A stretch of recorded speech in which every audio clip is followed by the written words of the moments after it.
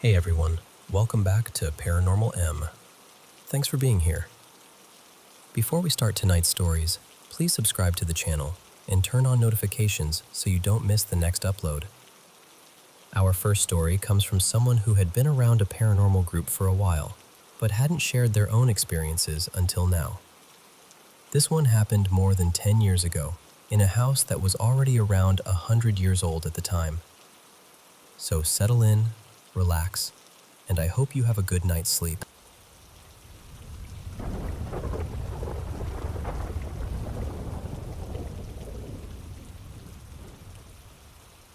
I've been part of this group for quite a while, just quietly reading other people's stories. But this is actually my first time sharing anything of my own. Over the years, I've had a few experiences I still can't fully explain. Only a handful of people close to me know about them, but I've been feeling like it's time to start telling them. So I figured I'd begin with one of the earliest ones. This happened a little over 10 years ago, back when I was living at my dad's place. He was out of town for a week, and I had invited a few friends over for a small cookout. Nothing big, just burgers on the grill, drinks on the back patio, and one of those easy afternoons where nobody is in a hurry to leave. There were maybe 5 or 6 of us outside. At some point, I told my friend Mason that I wanted to show him a video on my computer, so the two of us went inside. We came in through the back door, walked through the kitchen, crossed into the living room, and went upstairs to my bedroom. The layout matters a little here, so I'll try to explain it clearly. From the kitchen, there was an open doorway into the living room. Once you stepped into the living room, the stairs were immediately off to the right. There were a couple of steps, then a small landing, then another set of stairs going up to the second floor. At the top, you could turn left toward a spare bedroom, or right toward my room. Mason and I were upstairs for around 10 minutes, maybe a little longer, just looking at videos and messing around on the computer. Then we decided to head back outside with everyone else. I walked out of my room first, with Mason behind me. I started down the stairs, and right as I reached the bottom, I saw a man walk directly across the living room.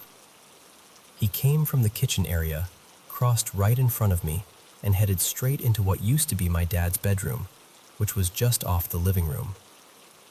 And when I say I saw him, I mean I saw him clearly. He didn't look misty. He wasn't glowing. He wasn't see-through. He looked like a completely normal person. Just a man in casual clothes, walking through the house like he belonged there. The strange thing was, the second I saw him, my body locked up. I wasn't scared exactly. I didn't feel threatened. It was more like my brain had hit a wall, and my body didn't know what to do next. After he went into my dad's room, I stood there for a second, trying to make sense of it. My first thought was that maybe someone had come inside with one of my friends, or maybe somebody had shown up while we were upstairs. But then something felt wrong. I hadn't heard the bedroom door open. I hadn't heard it close either.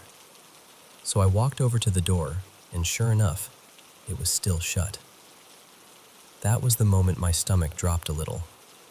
I told Mason what I had just seen, and we both decided to check the room. We opened the door, looked around, checked the obvious places, but there was nobody there. No sound, no movement, no trace of anyone having gone in. Nothing. I still think about how solid he looked. That is the part that stays with me. If he had looked ghostly, maybe my mind would have put him into some familiar category. But he looked alive. Ordinary. Real. The house itself was around a century old at that point, so plenty of people had lived there before us. I've wondered sometimes if I didn't see a ghost in the way people usually describe them, but more like I accidentally stepped into some old imprint of the house. A moment that had already happened, still replaying itself somehow. After that day, I never saw that man again. I lived in that house for a few more years, and there were other things that happened there too. Honestly, compared to some of those, this was one of the quieter experiences. but it was the first one that made me stop and think, all right, something is definitely going on here.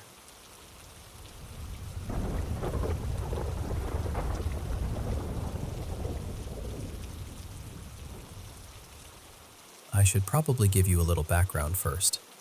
When I was younger, me and two of my closest friends were really into ghost hunting. Not professionally or anything like that. More like curious kids with too much bravery and not enough common sense. We'd go wandering through cemeteries, poke around old abandoned houses, and visit places people swore were haunted, just to see if anything would actually happen. Around that same time, I got interested in darker occult-type books too. I remember reading a copy of the Necronomicon mostly out of curiosity, because it fit the kind of stuff I was into back then. These days, that book is packed away in a plastic bin in my basement, and I honestly haven't touched it in years. Over time, I've had a handful of strange experiences that I still can't explain. At my old place, I once saw what looked like a man walk straight through a bedroom door.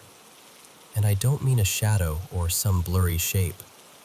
I mean he looked like an actual person, solid and clear, the way anyone would look if they walked past you. But when I went into that room, nobody was there. Another time, I was standing alone in my kitchen when I suddenly heard a woman's voice right beside my ear. She was speaking in a language I didn't recognize, and it was so close it felt like she was standing inches away from me. But I was completely alone.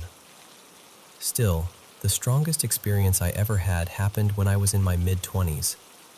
The house I was living in back then was old, and it had this heavy feeling to it. I always had the sense that someone was watching me, or that something was walking just behind me when I moved through the rooms. Even now, thinking about that feeling gives me chills. It wasn't dramatic. It was just constant, quiet, pressing. One night, I was lying in bed watching a movie. It was late, and by the time the movie ended, I was exhausted. So I turned off the TV, shut off the lights, and settled under the blanket to go to sleep. Almost right away, I got this overwhelming feeling that someone was standing at the foot of my bed. I didn't say anything out loud. I just thought in my head, please, just let me sleep. I'm too tired for this. And not even 2 seconds later, the blanket was yanked off me. Not gently, not like it slipped. It was pulled hard enough that it ended up bunched down around my feet. I shot up, reached for the lamp, and turned the lights on as fast as I could. I looked around the room, trying to make sense of what had just happened. But there was nothing there. No one standing by the bed, no open window, nothing that could have grabbed the blanket. I don't think I need to tell you, I didn't sleep much after that. The lights stayed on for the rest of the night. That was one of the last things that happened before I moved out of that house, and it was definitely the most intense. I'd experienced other things before, but nothing had ever felt that close.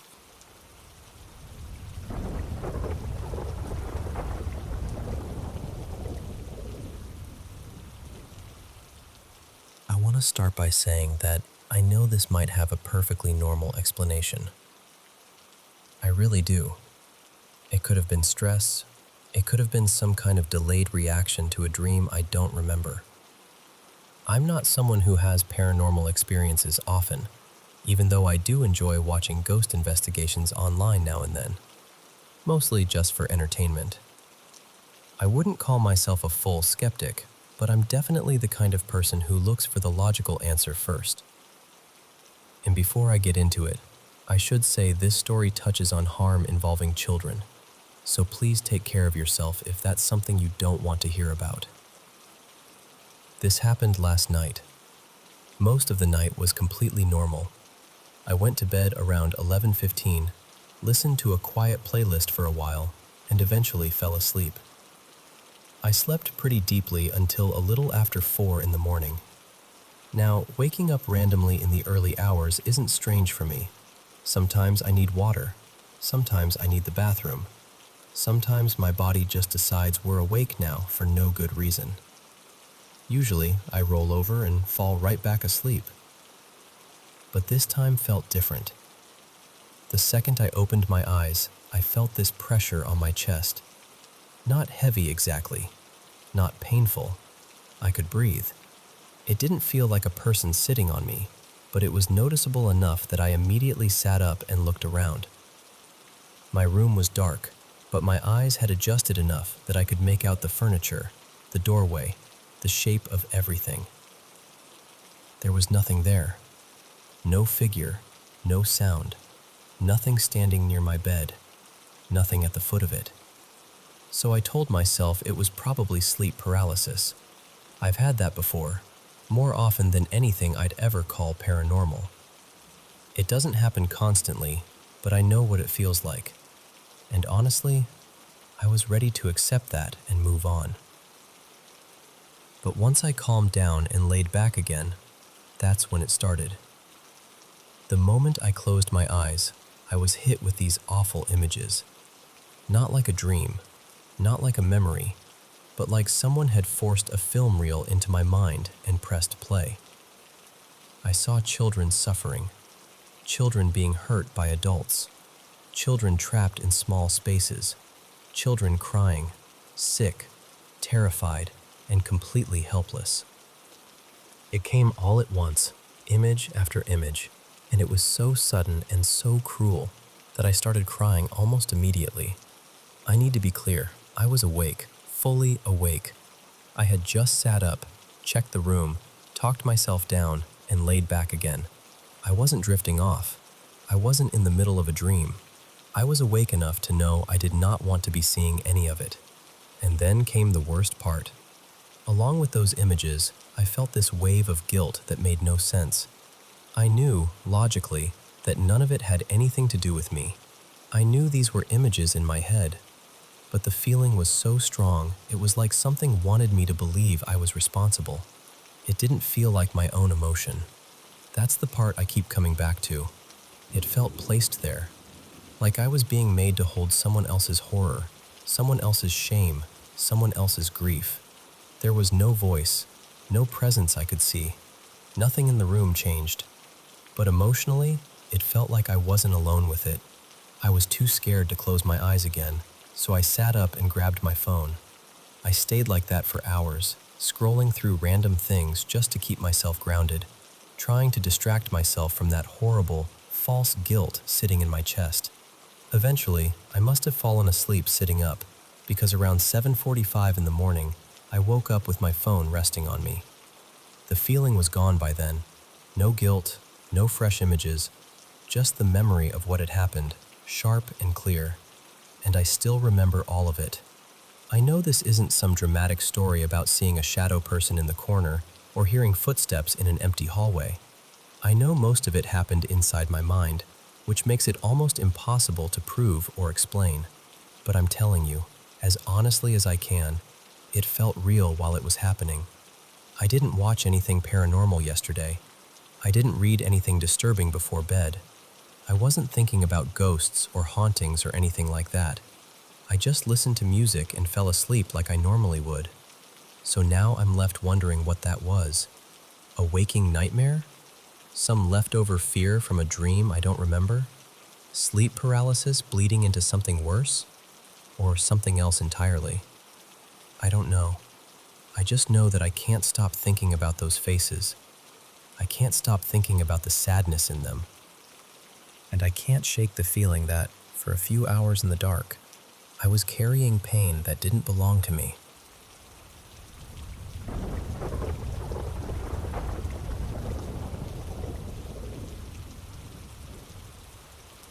I want to tell you about something that happened twice in our house, but in this strange, mirrored way. The first time, it happened to my dad. The second time, it happened to me. This was back when I was in high school, probably around 5 or 6 years ago. My dad and I didn't usually get home at the same time, especially because I often had dance practice after school. But every once in a while, our schedules lined up close enough that one of us would arrive not long before the other. On the first day it happened, my dad got home before me. He knew right away that he was alone because my little blue car wasn't in the driveway yet. He came inside through the garage like he always did, set his things down, and went into the bathroom on the first floor. While he was in there, he heard what sounded exactly like me coming in through the garage door. He heard the door open. He heard keys hit the counter. He heard the rustle of my backpack, then the fridge or pantry opening like I was grabbing a snack. Then he heard me run upstairs. And in our house, that sound was impossible to mistake. The stairs were old and loud, and I had a very specific way of running up them, kind of quick and heavy, like I was always in a hurry. He heard my bedroom door close. So when he came out of the bathroom, he walked over to the bottom of the stairs and called up to me. My room was right at the top, close enough that we could talk even if my door was shut. He asked, "Maya, do you have practice later?" And he heard my voice answer from upstairs, "No, I don't." Nothing about it sounded strange to him at first. It sounded like me. Same voice, same tone, same casual way I would answer. But while he was still standing there at the bottom of the stairs, listening to me upstairs, the garage door opened behind him, and I walked in. He turned around and just went completely pale. I remember him staring at me like he couldn't understand what he was seeing. He asked, "Were you already here?" I told him no. I had just gotten home. Then he said, very quietly, "I was just talking to you upstairs." We went up together, and my bedroom door was wide open. No one was in there. Nothing was out of place. The second time, it happened the other way around. I was the first one home that day. I went up to my room and sat on my bed, probably scrolling on my phone, when I heard the garage door open downstairs. Then I heard someone come inside. The footsteps sounded like my dad's. Heavy, familiar, slow in the way he's always were after work. I heard him go straight into the downstairs bathroom, which was exactly what he usually did when he got home. So I called down, "Hey, Dad," and from downstairs I heard him answer, "Hey." It was his voice, clear as anything. A minute later, I heard the garage door open and close again, and at first, I didn't think much of it. I assumed maybe he had gone back out to grab something from the van. But then I got up and sat at my desk, which faced the front window. His work van wasn't in the driveway, and that van was too big to fit inside the garage, so there was no chance he had parked in there. I checked the street too. Nothing. That's when my stomach dropped. I texted him and asked, "Are you home?" He replied, "Not yet. I'm almost there." I just sat there, frozen, waiting for him to actually arrive. When he finally pulled into the driveway, I told him everything, and that was when we really connected both stories. At first, the obvious fear was that someone had been in the house. An intruder, a person, something explainable, even if it was terrifying. But that didn't make sense. Whoever came in would have had to open the garage door right after I had closed it, and we had an app that tracked when the garage opened and shut. We also had security cameras around the house because I had always been extremely afraid of someone breaking in while I was home alone. We checked everything. The garage door hadn't opened between the time I got home and the time my dad actually arrived. The cameras showed no one walking near the property. No one came up the driveway. No one approached the house. There was just nothing. For a long time, it scared me more than I can explain. I had spent my whole life worrying about burglars and break-ins, but this didn't feel like that anymore, because whatever my dad heard sounded like me. And whatever I heard sounded like him. It was like the house had repeated us before we were even there.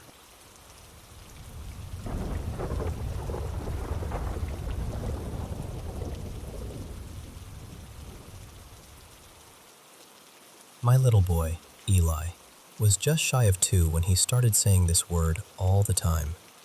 It sounded like Abigail, but in that soft, toddler way where half the sounds are still tumbling around in their mouth. At first, I didn't think much of it. Kids make up words. They grab little scraps of language and turn them into their own tiny universe. But after a few weeks of hearing it over and over, I finally thought, okay, I need to know what this means. So I asked him, "Can you show me the Abigail?" Of course, he couldn't explain it. He was still at that age where most conversations were built out of pointing, nodding, and the occasional very passionate no. So he pointed across the room, and I started naming things. The lamp? The blanket? Your blocks? No, no, no. Then he pointed somewhere else. Then somewhere else again. And then he started laughing, like this whole thing was hilarious to him. I remember feeling amused at first, then a little unsettled, because it wasn't like he was just pointing randomly. It felt like he knew exactly what he meant, and I was the one being hopelessly slow. So I took his hand and said, "All right, let's go find Abigail." We walked through the whole house. Room by room, I'd say, "Where is Abigail?" And he would point, giggle, and then move on. We never found an object. Nothing clicked. I even called a friend later and asked, "What do you think he's trying to say? Bagel? Baggy? Abigail?" We laughed about it, but I still couldn't shake the feeling that I was missing something. That afternoon, I sat down on the sofa and accidentally fell asleep. And I had the clearest dream. A young woman came into the room and sat beside me. She looked maybe 20 or 21, and she was dressed in clothes that looked very old, almost like something from the late 1800s. Nothing about her felt threatening, but she felt very present. She looked at me and said gently, "My name is Annabelle. I don't mean your family any harm. I visit your son sometimes. I had a little boy about his age when I died, and being near your son makes me happy. He laughs with me. He just can't say my name properly yet." I woke up instantly. Not slowly, not groggy. I sat straight up with my heart hammering. I was not a ghost person. I didn't believe in hauntings. I had never had anything paranormal happen to me before. But in that moment, every rational little filing cabinet in my brain just flew open. I knew, with a certainty I still don't like admitting, that something had reached me in that dream. And even though she hadn't seemed cruel or dangerous, I was not okay with it. Because whatever grief or loneliness she had, whatever ache she was trying to soothe, my child was not hers to borrow. So I called a relative of mine who has always said she's had experiences with spirits. She's the kind of person who says it plainly, without drama, like she's talking about the weather. I told her everything. She said that by walking around the house and repeating the name, I may have made the presence stronger somehow. And because I'm usually closed off to that kind of thing, the only way she could get through to me was while I was asleep. Then she told me what to do. Open the windows, go through every room, say, out loud, that every spirit in the house had to leave and could not come back. I felt ridiculous at first, standing there in my own home, talking to empty corners. But I did it anyway. I opened every window, walked room to room, and said something like, "Any spirit in this house has to leave now. You are not welcome here. You cannot stay near my family, and you cannot come back." And I remember the air feeling strange. That's the only way I can describe it. It felt like the house was holding its breath, then suddenly exhaling, almost like something was being pulled out of the rooms. At one point, I even added, "Except for my dad, if he ever wants to visit." Because apparently, even in a supernatural eviction, I needed to leave one sentimental loophole. But I meant every word. Good, bad, lonely, harmless, whatever it was, it had to go. That was 6 years ago. My son never said that word again. Not once.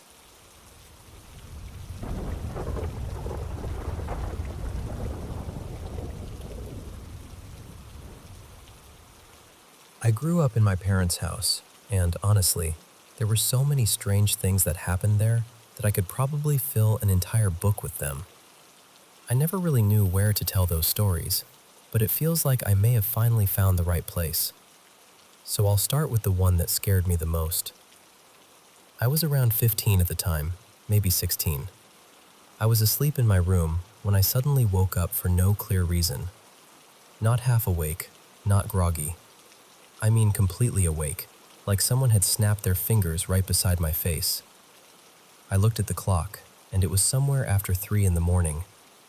I don't remember the exact minute, but I remember feeling this little chill and thinking, of course it's 3 something. That's not creepy at all. I tried to tell myself there was a normal reason for it. Maybe I needed to use the bathroom. Maybe my body had just woken me up. So I got out of bed, even though I already felt uneasy. That house always felt different at night, especially the hallway outside my room. During the day, it was just a hallway, but after dark, it felt heavy, almost like the air had weight to it. I opened my bedroom door and stepped out, heading toward the bathroom. As soon as I came out, I glanced to my right, into the kitchen. And that's when I saw him. There was a little boy standing there. He looked about 4 years old, maybe a little younger. He was wearing a dark suit, a white dress shirt, and a black tie. What shook me most was that he looked almost exactly like my little cousin Miles when he was that age. Not just any version of him either.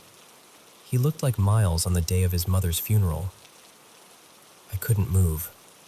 I was standing there frozen, but my whole body was shaking so hard it felt like my bones were rattling inside me. My knees went weak, and I honestly thought I might drop right there in the hallway. For a few seconds, we just stared at each other. Then he turned away from me and started walking through the kitchen toward my mom's room. Her door was open. I wanted to scream for her. I wanted to make any sound at all so she would wake up and see what I was seeing. But nothing came out. It was like my voice had been taken from me. He kept walking until he reached her room. Across from her bed, she had this old, cushioned chair, and he rested his forearm on the arm of it. Then he just stood there, watching her sleep. Somehow, I finally managed to pull enough air into my chest to whisper, "Mom." It was barely anything, but he heard it. He turned his head and looked back at me. Then he vanished. The second he disappeared, I ran back into my bedroom, shut the door, turned on the TV, and switched on every light I could reach. I didn't even try to sleep again until the sun came up. And for the next few nights, that's pretty much how I slept, with the lights blazing and the TV murmuring in the background like it was guarding the room. The part that still bothers me the most is the thought that maybe I woke up because he had been standing there watching me first. I hate that idea. I hate how possible it feels. And I still don't understand why he looked like Miles on the day of my aunt's funeral. I never saw him again after that, but other people in my family had mentioned seeing a little boy in the house before. I just never thought I would be the one to see him so clearly, standing there like a real person. I've been scared before, but nothing has ever felt like that. And I hope I never feel that kind of fear again.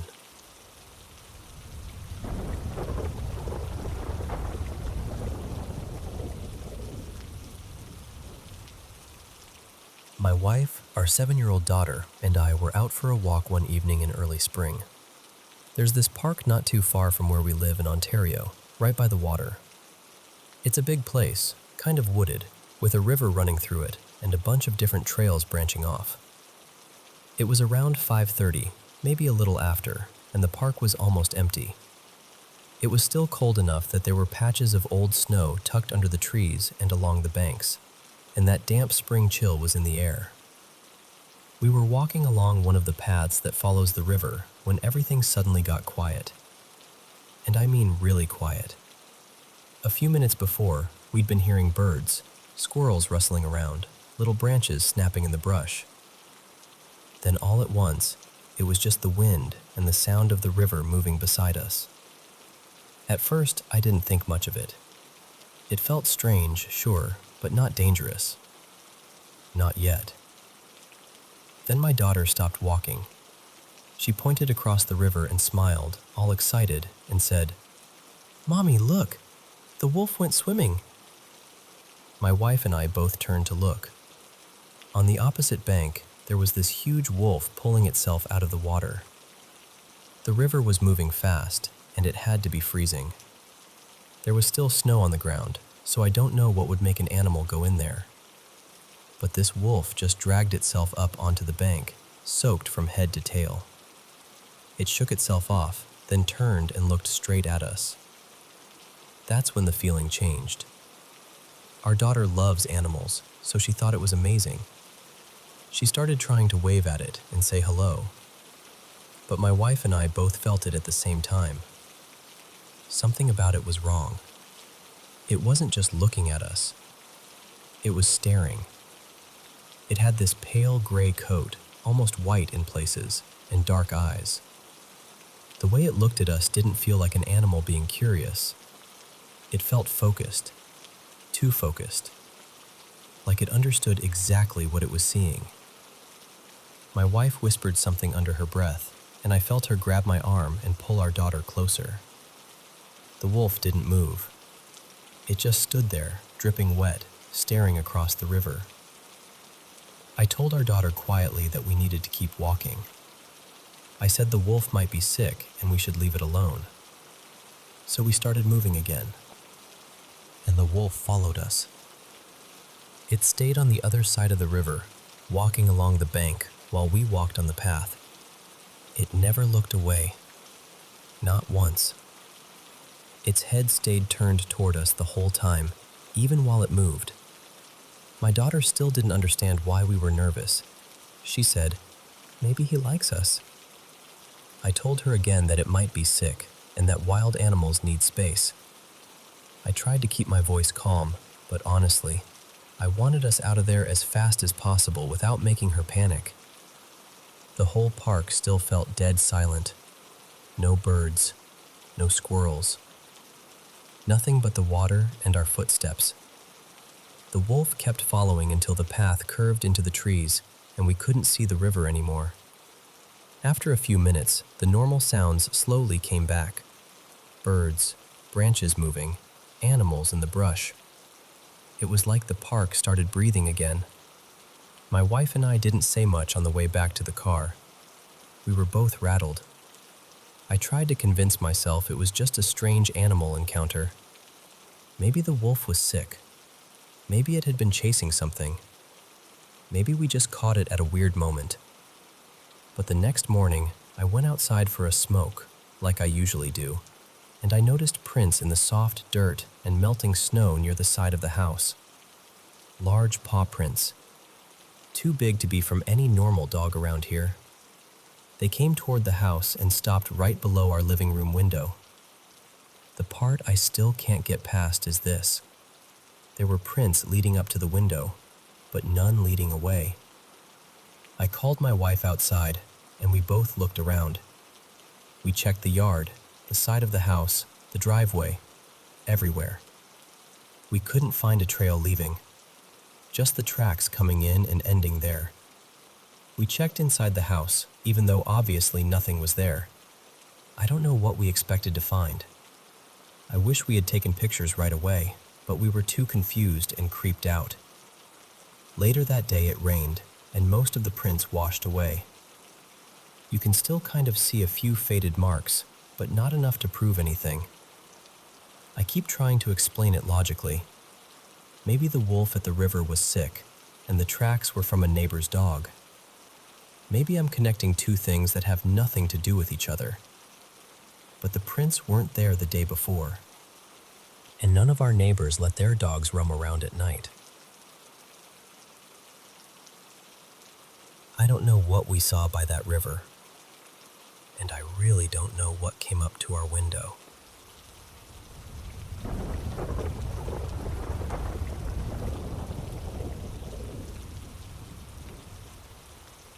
I need to tell you about something that happened to me back in 2018, because even after all these years, I still think about it more than I'd like to admit.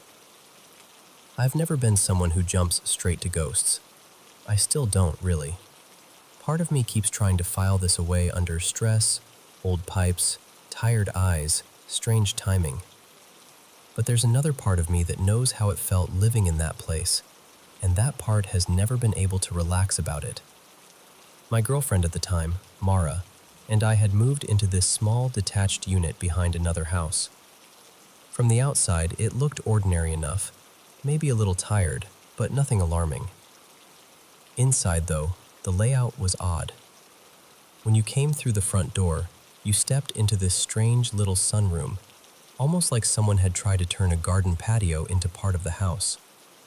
From there, you went up into the kitchen, then straight ahead into the lounge. Off one side were 2 spare rooms, and on the other side was this poorly built enclosed porch that always felt slapped on as an afterthought. If you turned left from the kitchen, you'd pass the bathroom and go into the main bedroom. That room had a tiny ensuite, and beyond it there was another small room that had clearly been added later.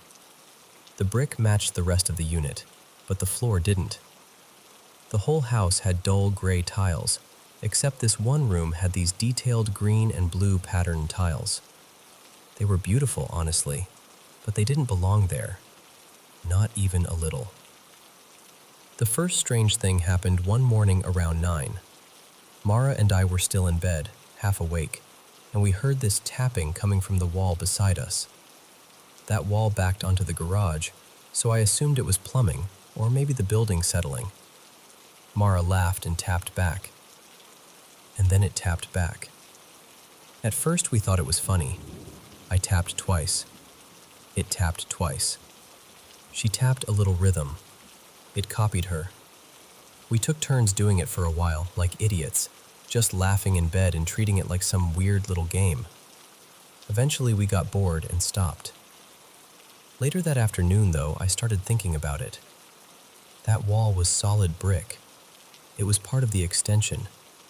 There shouldn't have been plumbing in it. There shouldn't have been anything in it that could tap back like that.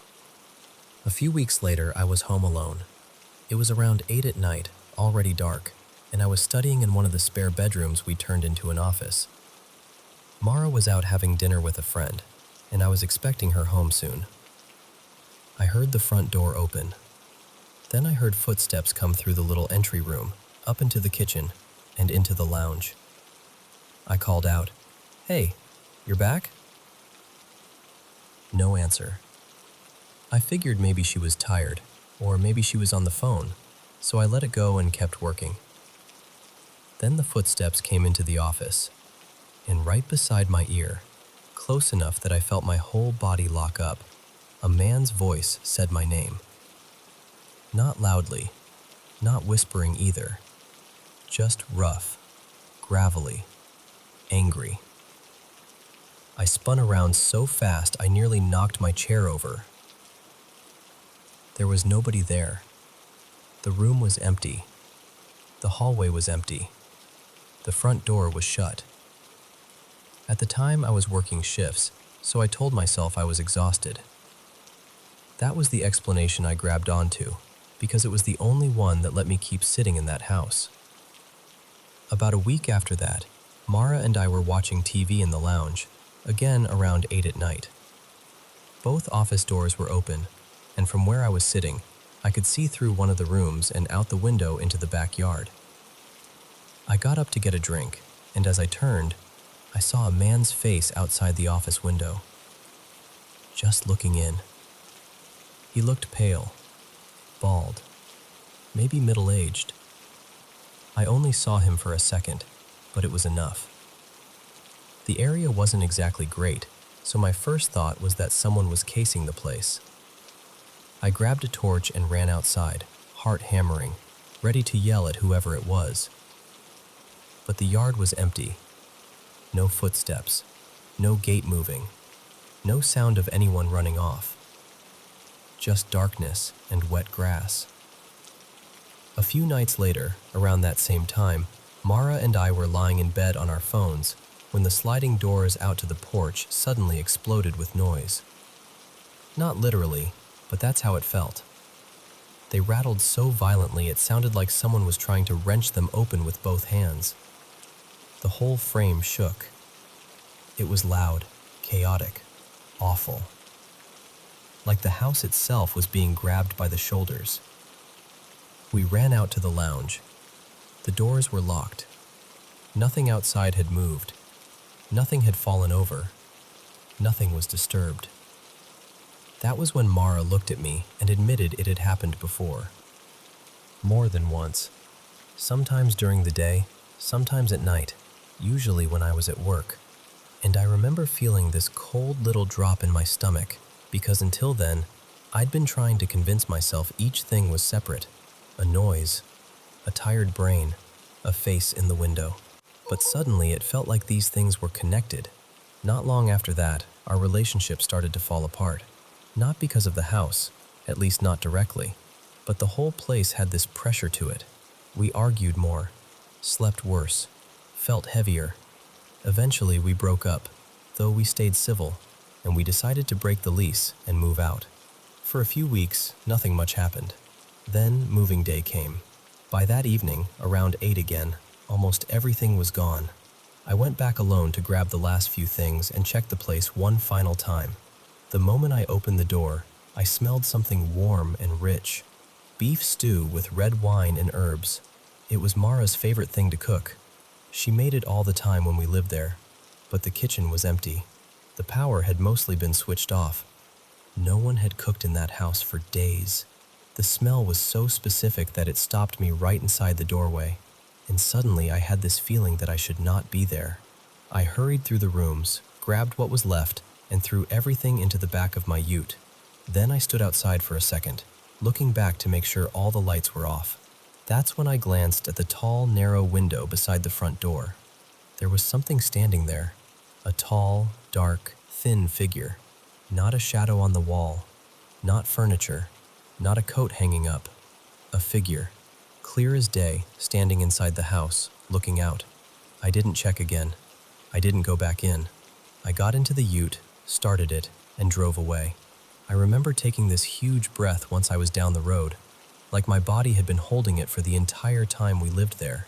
I never went back, and honestly, I still don't know what was happening in that place, but something was.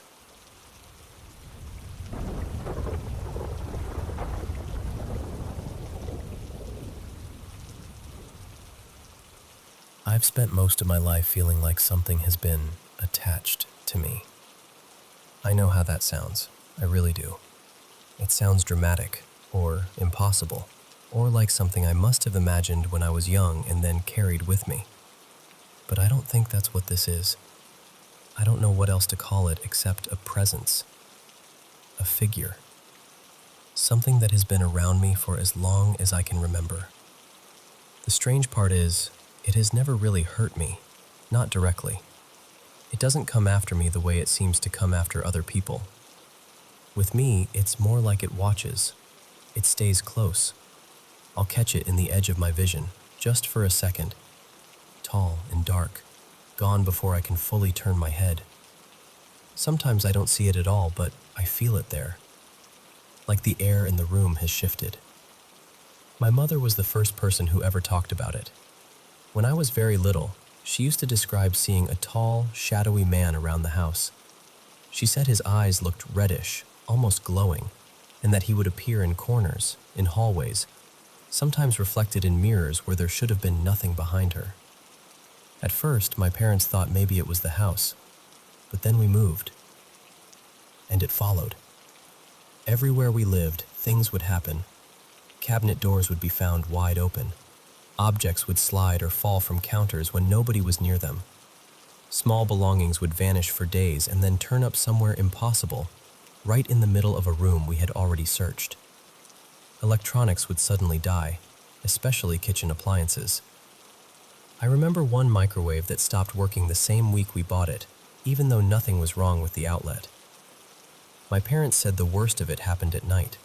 They would wake up from horrible dreams, or feel like something was standing over them. My father once said he felt hands tugging at the blankets. My mother had scratches she couldn't explain.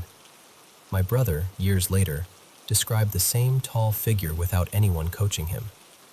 He said it stood too still, too straight, and that looking at it made him feel sick.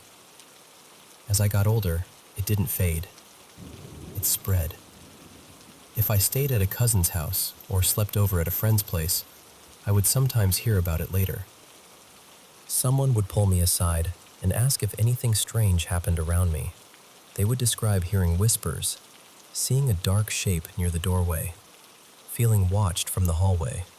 A few people mentioned missing items. Others said they had nightmares after I stayed there.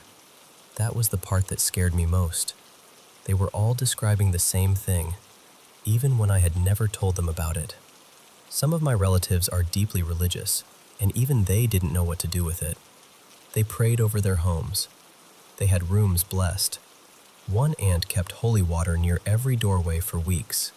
She told me the activity would calm down for a little while, but then it would start again, always when I visited, always after I had been there. When I was a teenager, I lost friendships because of it. People who had been close to me suddenly became distant. A few refused to talk about what happened at all. One friend looked genuinely frightened when I tried to bring it up, and after that, she barely spoke to me. I also noticed something else, though I don't know whether it's connected. People who experienced it seemed to become more hostile toward me afterward. Not right away, but slowly, like something sour had been poured into the relationship. Now I'm an adult, and it's still here. I've tried to convince myself I'm wrong. I've wondered if I'm imagining it. I've asked myself whether I'm making connections that aren't really there. But then someone else describes it again. The height, the shadow, the eyes, the feeling of being watched. And I'm right back where I started. The reason I'm talking about this now is because it has started affecting my partner. We don't live together. They live about half an hour away from me, and I only visit sometimes. But lately, they've been telling me that almost every night, something is happening in their house. They've woken up with scratches and bruises. They hear whispering when nobody is there. Pictures have fallen from the walls. Crosses have slipped off nails. There's banging in the walls, bad dreams, heavy footsteps in empty rooms. Their home has been blessed more than once. I've been prayed over and cleansed by their priest several times too. For a few days, things might seem quieter, but then it comes back. And now I can feel my partner pulling away from me. I don't blame them. I hate that anyone near me has to feel afraid. I hate that people I care about end up dragged into this thing I don't understand. I don't even know what it wants. I don't know why it has stayed with me for so long, or why it leaves me mostly alone while frightening everyone around me. I know this sounds unbelievable. I know it sounds like a story someone would tell in the dark just to scare people. But for me, it has been my whole life. And honestly, I just want it to stop.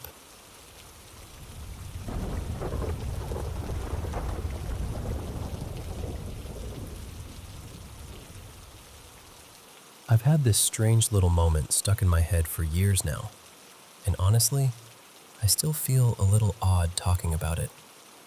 Not because I think I imagined it, but because every time I try to explain it, it sounds completely unbelievable. My name's Nolan, and I've always been a pretty dedicated runner. Back then, I'd squeeze in miles whenever I could, even if that meant going out late in the evening or after dark. I lived in a quiet suburb in the Midwest, the kind with ponds tucked behind neighborhoods, patches of woods, long stretches of tall grass, and paved trails that weave through everything. It was actually a beautiful place to run. The path went on for miles, and for part of it, it ran behind a row of houses. So even at night, I never felt completely alone. There were porch lights, kitchen windows, back decks, all these little signs of normal life glowing nearby. One summer night, I was out running after dark. I remember exactly where I was.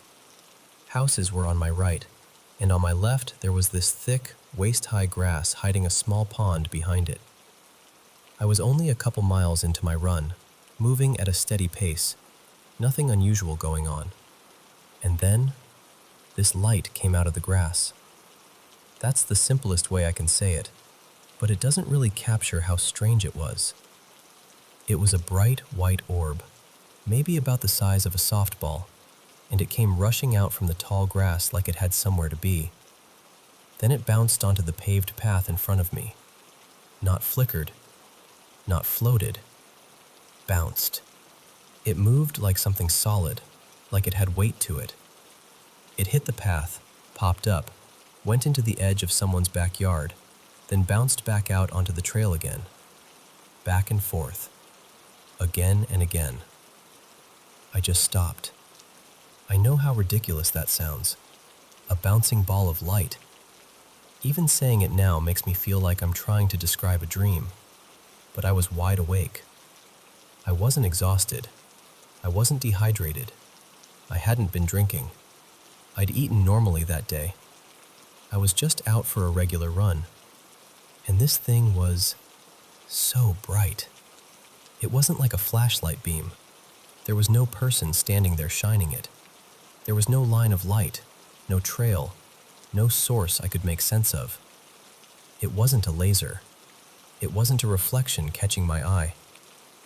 It had this weird density to it, almost like the light itself was a physical object. That's the part I keep coming back to.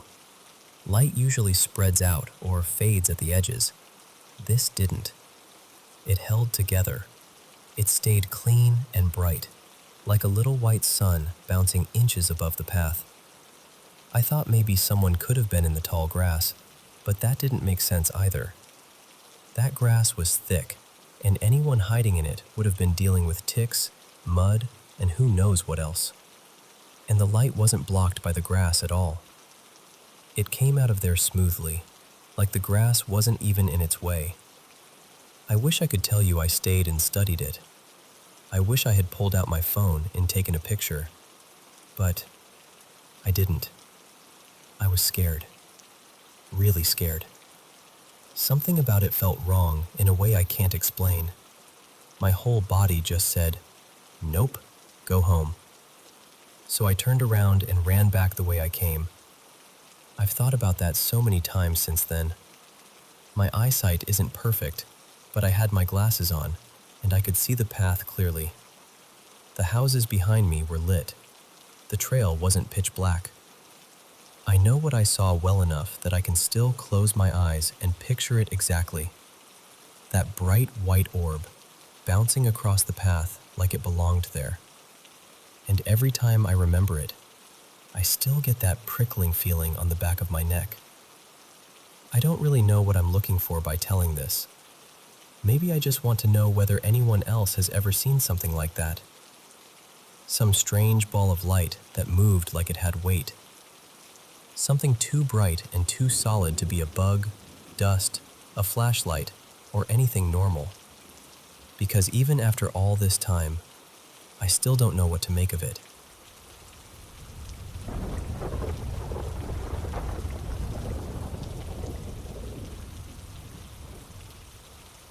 Something strange has been happening out here, and honestly, I still don't know what to make of it.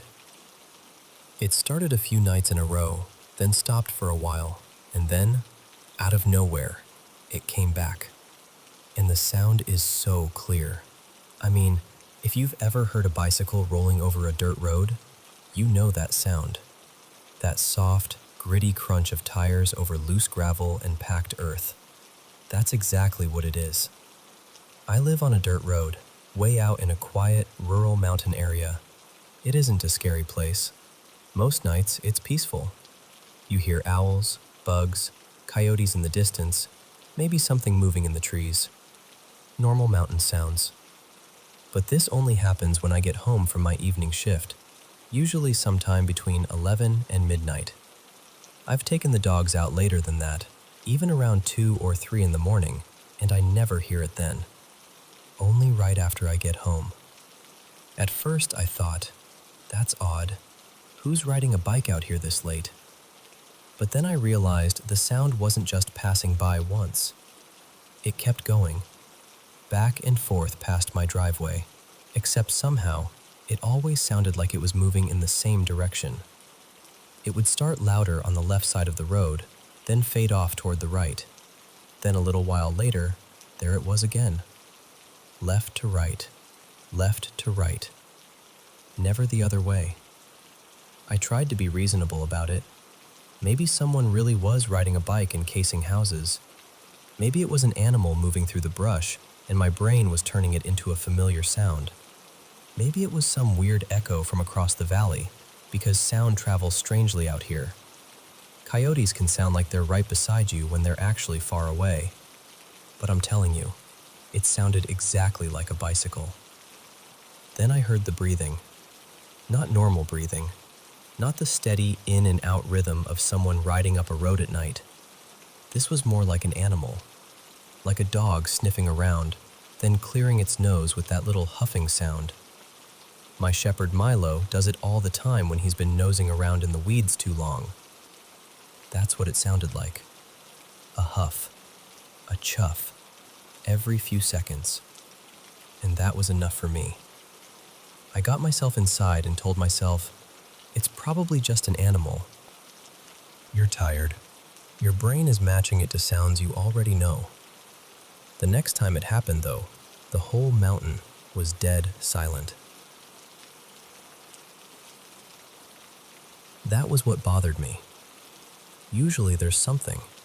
Owls, crickets, coyotes, a branch shifting, anything. But that night, there was nothing except my dogs breathing beside me. I got both of them inside without letting them finish their business. I've heard enough warnings about the woods at night to know that when everything goes quiet, you don't stand there being curious. You leave. But then I heard it again. The bicycle sound. And I don't know what got into me, but I wanted to figure it out. So I stepped back outside. This time, it got louder. I was standing in the garage. The dogs were inside. The only light came from behind me, and I couldn't see the bottom of the driveway because everything past the garage was just black. But I swear, the sound was right there, right at the end of the drive.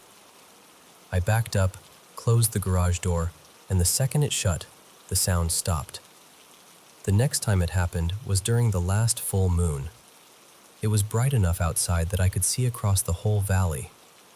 I heard the tires again, that rolling crunch on dirt, and I stood there scanning everything like I was investigating a crime scene. The trees, the road, the ditches, the shadows. If it was a person, they would have had to be hiding behind something. But there was nothing. No bike, no rider, no animal. Nothing moving at all. Just the sound. The most recent time, I had the dogs outside. They were doing their business, and then I heard the breathing again.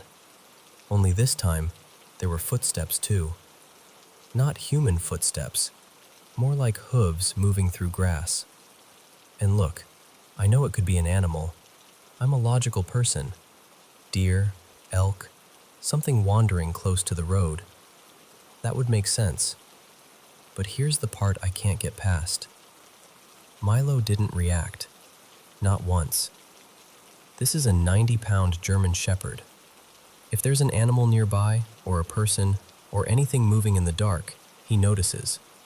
His ears go up. He stares. He barks. He smells everything. But while I was standing there panicking, convinced something was down by the driveway, he acted like nothing was happening. I called him over and made him sit between my legs because I was so freaked out. Still, nothing. No ear twitch, no growl, no looking toward the road.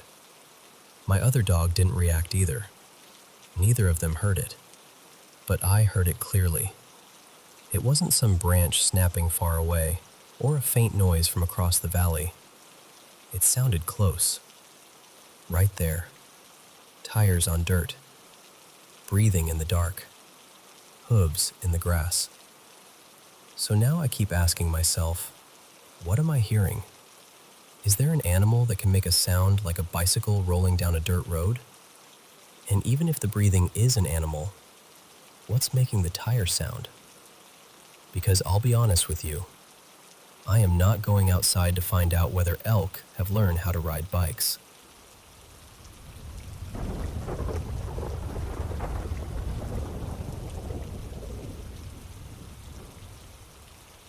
You know, I've lived in the same 3-story house for years, and most of the time it feels completely normal, familiar, safe.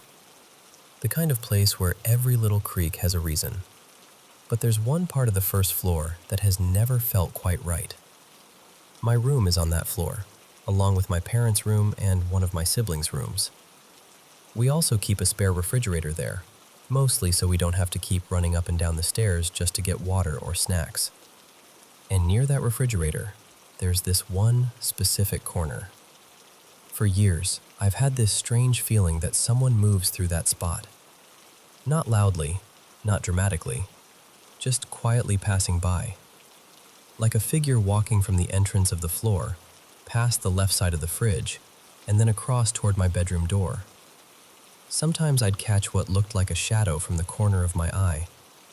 Just a quick movement, a blur, gone before I could properly look. I always told myself it was nothing, just my mind filling in the blanks. You know how the brain can be, especially when you're tired or alone. It loves turning silence into little ghost stories. But the weird part is, I never really noticed it when I was looking directly at that area. It was always when my attention was somewhere else. I'd be sitting in my room, working on my laptop with the door open, and suddenly, I'd get this strong feeling that someone had walked past my doorway. Except, nobody would be there. I work from home, so during the day I'm usually the only one on that floor. And still, every now and then, I'd feel it. That same movement, that same direction, that same little chill in the air. Then one night, things got harder to explain. It was late, probably around 2 in the morning, and I was sitting in my room with 2 of my siblings, Naira and Sammy. We were just talking, the way you do when it's too late to be awake but nobody wants to sleep yet. At some point, I got up to get some water. The moment I stepped out near the refrigerator, I felt it again. But this time, it wasn't just a shadow or a passing thought. It felt like someone had walked right beside me, close enough that my whole body reacted before my brain could. That presence was so clear, so sudden, that I just turned around and hurried straight back into my room. Naira looked at my face and immediately knew something was wrong.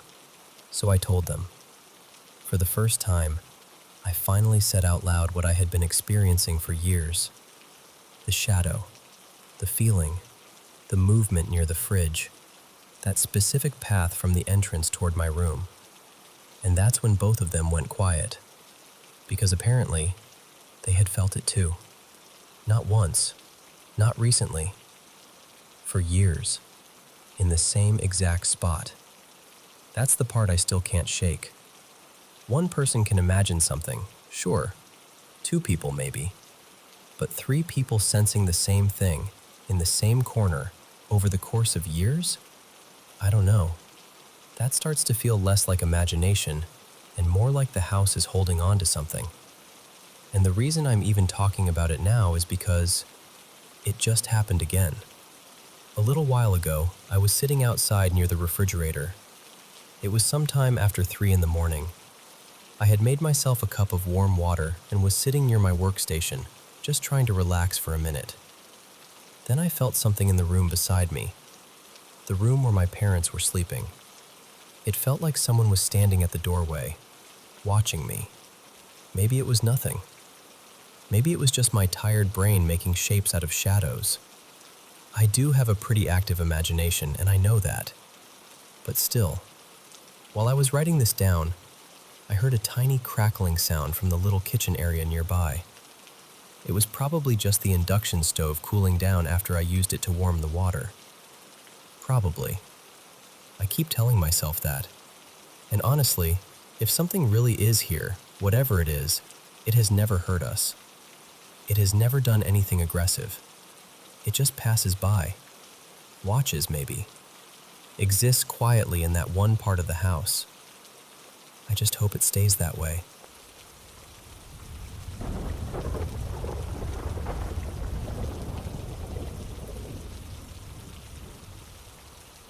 I know how this is going to sound.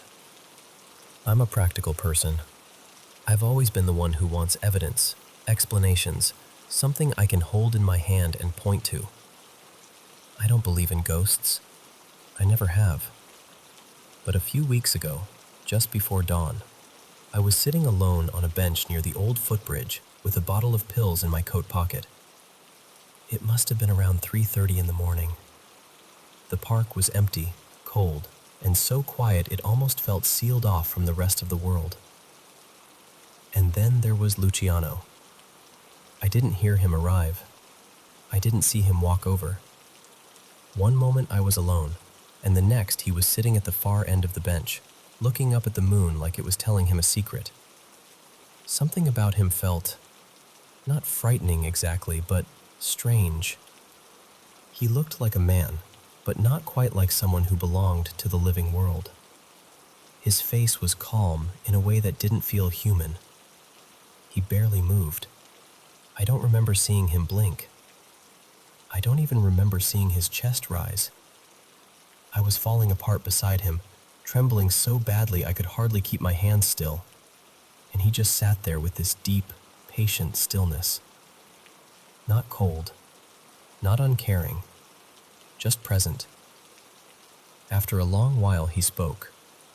His voice was low, almost like it came from under the bench, from the dirt, from somewhere older than either of us. He said, "The stream does not curse the rocks it meets. It changes shape and keeps moving." I remember laughing a little, but it came out broken. I told him he didn't understand. I told him my life was finished. I had lost my job.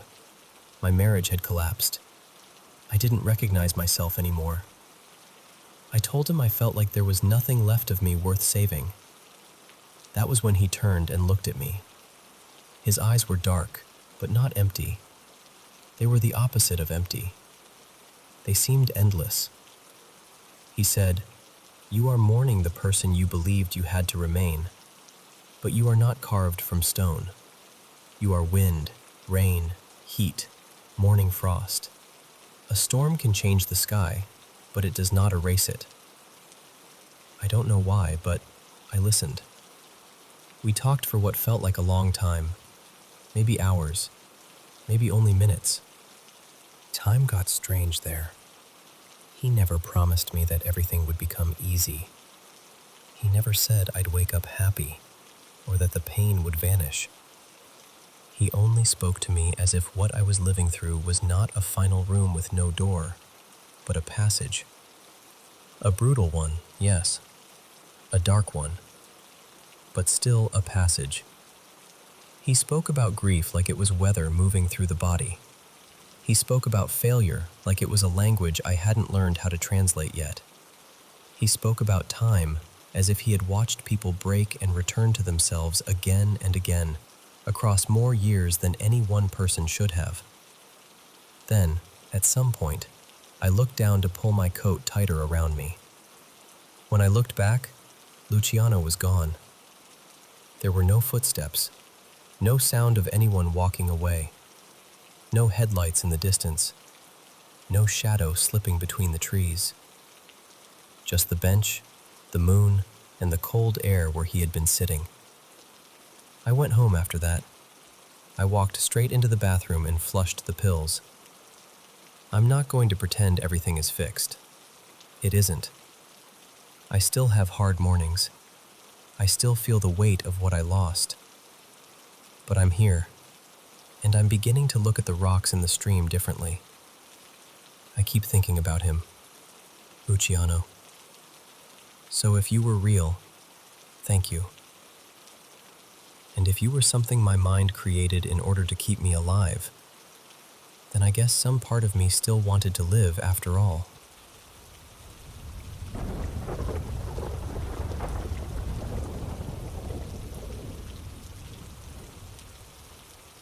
I've always grown up with little strange things happening around our house. Nothing that felt completely terrifying, at least not at first. My sisters and I would hear odd bits of sound sometimes, like muffled voices, footsteps when no one was walking, doors clicking open or shut, lights flickering on by themselves. It was creepy, sure, but it was the kind of creepy you learn to shrug off after a while. But one night was different. That night didn't feel like the usual house noises. It felt personal. All of our bedrooms were along the same upstairs hallway. It was pretty late, and I was still awake in my room, talking to my friend Maya on FaceTime. Everyone else was supposed to be asleep. Then I heard rustling coming from my youngest sister's room. Now, my little sister has had a habit of sleepwalking before. Once, she even tried to get out of the house in the middle of the night. So when I heard movement in her room, I immediately got worried.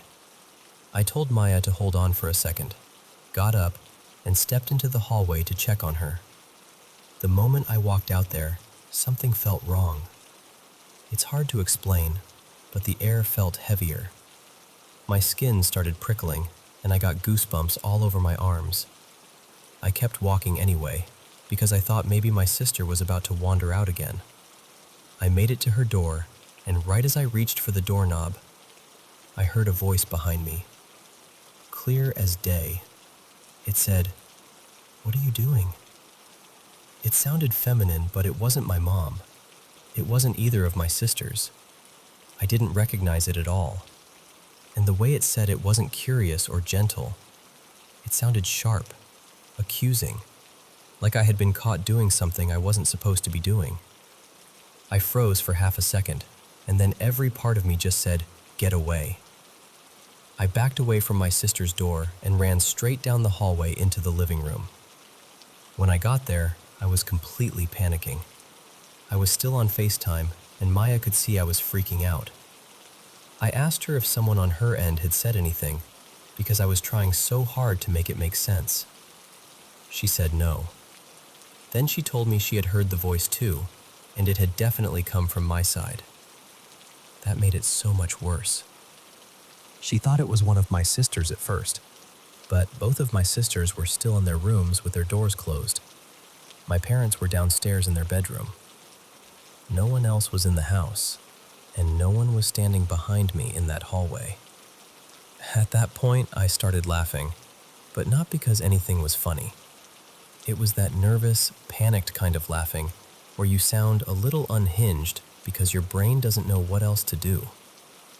My sisters eventually woke up and came out to see why I was making so much noise. Then my mom texted me from downstairs, telling me to quiet down because I had woken her up. I texted back, "I almost died," which, looking back, was not exactly the most comforting thing to send your mother in the middle of the night. I was joking, sort of, but I was also still terrified. Then I explained what had happened. And that's when things got even stranger. The next morning, my mom told me what happened from her side. She said she woke up because she heard me being loud upstairs, sent me that text telling me to be quiet, and then started drifting back to sleep. But right after that, she felt something near her, like someone's face was close to hers. Then a voice harshly whispered right in her ear, "Help me." She woke up completely and looked around the room, but nobody was there except my dad, who was asleep beside her. And right around that same moment, my text came through saying, "I almost died." Sorry, Mom. When we talked about it properly the next morning, we both described the voice almost the same way. Harsh, feminine, unfamiliar, not like anyone in our family. My mom still tries to brush it off and says maybe she was half asleep and imagined it. And honestly, maybe that would explain her part. But it doesn't explain mine. I was wide awake. I was standing in the hallway, and my friend heard it through the phone. Since that night, I haven't heard that voice in the hallway again. But every now and then, when I walk past my sister's door, I still get goosebumps. And sometimes, I get that awful feeling that someone is standing right behind me, just close enough to whisper.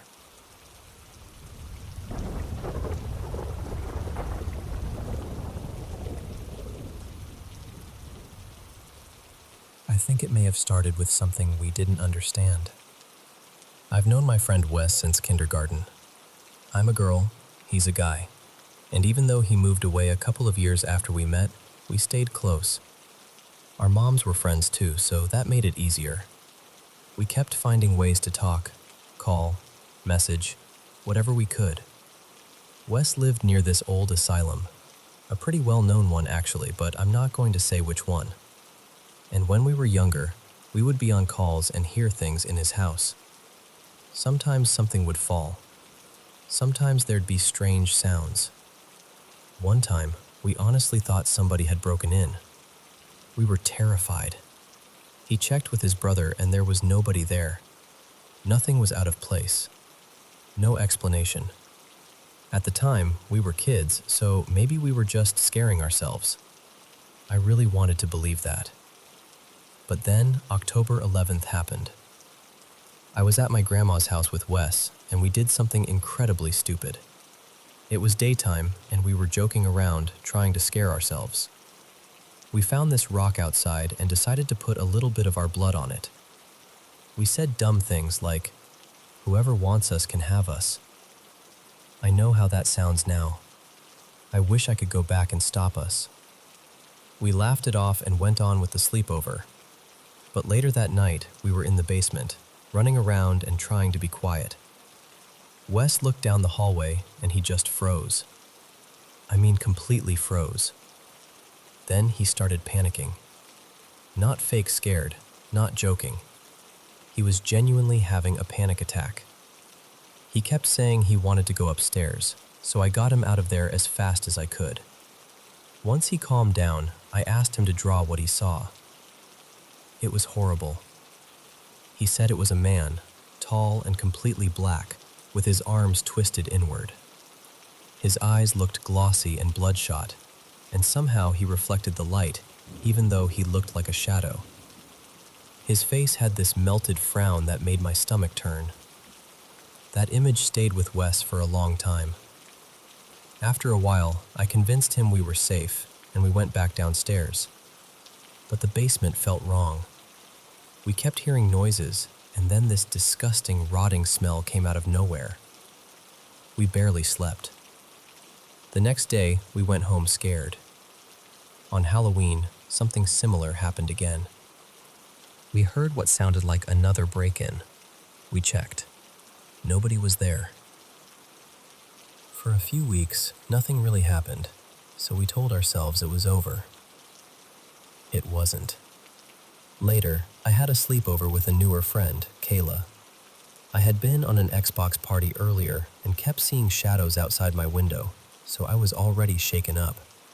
Kayla and I went to the kitchen to calm down, then shut off the lights and started walking back to my room. I've learned, when weird things happen, to act like nothing is happening. I don't know why, but it feels like reacting makes it worse.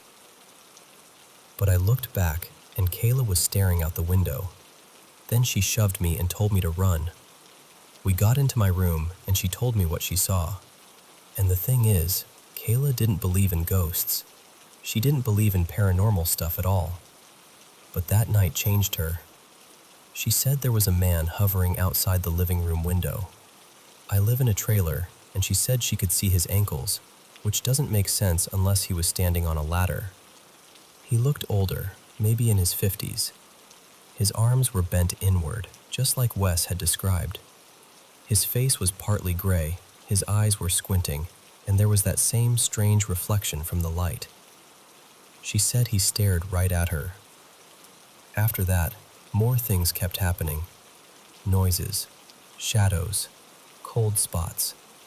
That feeling of being watched when you know nobody is there. Then, on March 23rd, Wes and I were hanging out again. We were in one of those moods where you want to be scared, like when you want to watch horror videos even though you know you'll regret it. Instead, we tried Bloody Mary. Nothing huge happened at first, but when we left the bathroom, we heard dishes move in the kitchen. There was no one in there. Eventually, I got a Ouija board, an EMF reader, rods, and a little temperature device. Later, my cousin gave me a spirit box too. Through the board, we met someone who called herself Jody. She said she was in her 20s, and she seemed really protective of me. Maybe too protective. Wes and I had dated before, and I think Jody didn't like that. I had a broken closet door leaning inside my closet. It could not have fallen on its own. But one morning, as Wes was waking up and sitting up, the door suddenly dropped right onto his head, perfectly lined up. I woke up immediately, which is strange because I'm a heavy sleeper. I was still weak and half asleep, but somehow I picked the door up and put it back exactly how it had been. Later, we asked the board if Jody had done it. It said yes. There were other moments too. I had an ex who tried to use the board without me, and it wouldn't work. But when I used it alone, it did. A few days later, he showed me he was not a good person at all, and that made me wonder if maybe Jody knew before I did. Then Kayla started coming around more. At first, it was just little things, shadows, sounds, the feeling that something was nearby. But the more she was around me, the more she started seeing things too. Then came Wes's birthday. Kayla was there, along with a few other friends. Wes also had 2 haunted dolls, which honestly didn't help the atmosphere. We were listening to scary stories when I saw him down the hallway. The Shadow Man. That's what we started calling him. I panicked, but the night kept going. Soon we started hearing someone near the front door. Then the sounds moved slowly toward the back of the house, toward the sunroom, which was unlocked. We checked. No one. That whole night was full of noises, sightings, and everyone getting scared all over again. The most recent stuff happened last weekend. Kayla and I were outside late at night at a school playground. It was dark, but the streetlights were on. You know those bead maze toys they have in doctor's offices, where you slide the beads along wires? There was one at the park. Something lifted the beads and glided them all the way up. I was facing it when it happened. The wind couldn't have done it. Maybe it could have been a kid hiding out after dark, but I didn't see anyone. We sprinted home. While we ran, we saw shadows in backyards and heard footsteps behind us. The next night, we went out again. We picked up another friend, Ella, and rode bikes around. We ended up near the park again, by this big parking lot. I saw him first, but I brushed it off because I didn't want to scare anyone. Then Kayla saw him too. After that, we all started hearing and seeing things everywhere. Under cars, on roofs, in backyards. When we got home, Kayla and Ella wanted to go into the backyard. I followed them, but Ella kept saying, "Skinwalker," because every time she said it, the dogs would all stare at the same tree. That was one of the only times I truly felt unsafe. Not just scared. Unsafe. I told them I didn't feel right and wanted to go in. I was also getting sick from the cold. My throat gets tight. I start shaking badly. My skin gets red, and I can't warm up. Kayla said, "I think you're just scared." That upset me because I knew what I felt. The next day, Ella was gone before I woke up. Kayla and I went back outside, and then Wes sent a video of his door slamming shut by itself. That's when I realized this was getting out of hand. Kayla hears things by herself now. She sees things by herself now. It feels like whatever this is, it's getting stronger. Later that day, I got hurt pretty badly and couldn't walk well, so I waited alone at the park while Kayla went to get ice. Ella wanted to come back, so Kayla went to pick her up. By then, it was getting dark, and it started raining. I moved my stuff under a covered spot by a glass door and stood there, watching the dark. Then my PTSD kicked in, and I had to move away from the glass. I put my back against the brick wall instead and stayed on the phone with Kayla while she and Ella were on their way back. I was looking to my right when I heard voices. I knew it wasn't them, but I still asked, "Was that you guys?" It wasn't. I whispered, "Someone's here." I stared at the corner of the wall, waiting for someone to walk around it. Then I heard a whisper right in my right ear. I started panicking. I kept asking Kayla how far away she was, over and over, until they finally got there. It was still raining, still thundering, and the sky looked strange. We stayed under the little covered area for a while before heading back. The whole walk home, we kept hearing things, seeing things, feeling things. Eventually, we went to Kayla's, met up with some other friends, and then Kayla came home with me because I needed help walking. Nothing else happened that night, but I don't think it's over.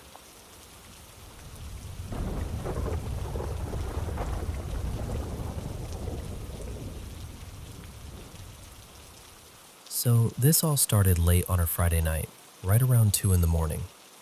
My boyfriend Mason and I had just gotten back to my house after being out for a while. For a little context, I live with my grandma and my dad. We've also got a full little zoo in the house. I have a dog, my grandma has a dog, and my dad has 2 cats. So altogether, it's 3 adults and 4 animals under one roof. Our house sits on a corner lot in a small rural neighborhood in Appalachia. It's not completely isolated, but it's definitely country. It's the kind of place where people know each other, and honestly, we've never been great about locking the doors. Most of us come and go through the back door anyway. That night, after we got inside, I went straight to the bathroom. Mason said he was going to take my dog out before we went to bed. I had barely been in the bathroom for maybe half a minute when the door opened and he stuck his head in. His face looked completely different. He just said, "Stay in the bathroom. Do not come out." At first, I didn't understand. I was tired, a little tipsy, and I thought maybe I had heard him wrong.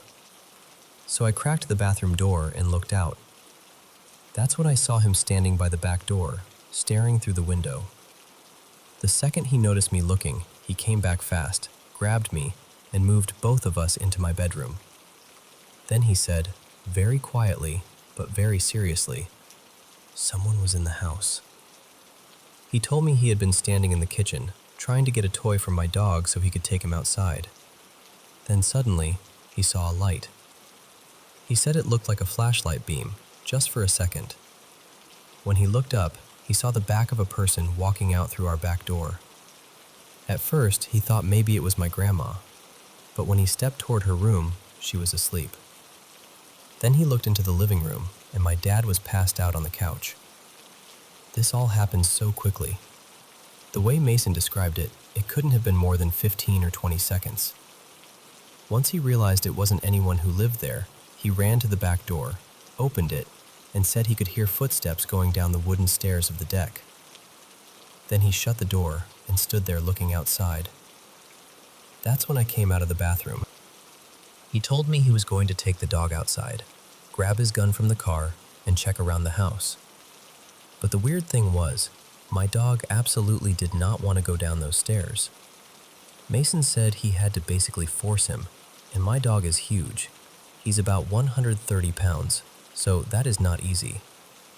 Mason didn't see anyone outside. Then he told me to go wake up my grandma and ask if she had invited someone over. She has had, let's just say, questionable taste in men lately, so it wasn't completely impossible. I went into her room, shook her awake, and asked if anyone had been at the house. She said no. I asked again, because Mason thought he had heard someone leaving through the back door. And Mason corrected me right away. He said, "No, I saw someone." My grandma just told us to lock the door and went back to sleep. We were both shaken up, but I could tell Mason was really trying to make sense of it himself. He kept saying, "I know this sounds insane, but I know what I saw." And I believed him because he looked genuinely scared. But the part that didn't make sense was the dogs. If someone had been inside that house, why didn't either dog react? And how could someone have gotten past Mason in the kitchen without him noticing sooner? The back door is only about 8 feet from where he was standing. The only explanation that made any kind of sense was that someone had come in, realized Mason and this massive dog were right there, and tried to leave before they got caught. The next morning, my grandma barely remembered me waking her up. My dad brushed the whole thing off. He said, "Why would someone come in here when there are cars in the driveway and the TV is on?" He also said if someone had really been in the house, the dogs would have lost their minds. Then he joked that Mason needed to stay away from mushrooms if he couldn't handle them. But Mason is not like that. He doesn't even like scary movies. He's not someone who goes looking for paranormal stuff or dramatic stories. So the fact that he was that serious about it really stuck with me. Then Saturday night happened. I got home from work around 3 in the morning. I work at a bar, so coming in that late is normal for me. The second I walked in, my dad shot up from the couch and said, "You scared me. I didn't hear you come in." But you are not going to believe what happened tonight. He told me he had heard someone run across the back porch. Not walk. Run. He went outside because he thought he was finally going to catch whoever had been messing around. He checked around the house but didn't see anybody. Then he came back inside. And this is where I honestly still don't know what to think. He said one of the cats was in the kitchen, floating about 3 feet off the ground. Then the cat dropped. He said he walked over toward the pantry, right where the cat had been, and it felt like someone was standing there. Not that he saw a person, but that there was something solid in front of him. He reached his hand out toward the pantry door, but he said he couldn't touch it. Something was blocking him. Then whatever it was pushed him backward into the counter. He swung at it, and whatever he hit was gone. But now there's a hole in the pantry door from where he punched it. And I'm standing there like, "Dad, be serious. You're telling me the cat was levitating?" But he swore on everything that it happened exactly the way he said. And just like Mason, he kept saying, "I know how crazy this sounds." That's the part that bothers me. Both of them reacted the same way. Neither one of them seemed excited or dramatic about it. They seemed confused, almost embarrassed to even say it out loud. And now I'm sitting here waiting for something to happen to me, because a part of me still doesn't fully believe it. My grandma has owned this house for over 30 years. My dad has lived here since he was a teenager. Nothing like this has ever happened before. So I keep asking myself, why now? I don't know what was in the house that night. I don't know if it was a person, something else, or just one very strange chain of events. But I do know this. The energy in this house has felt different ever since.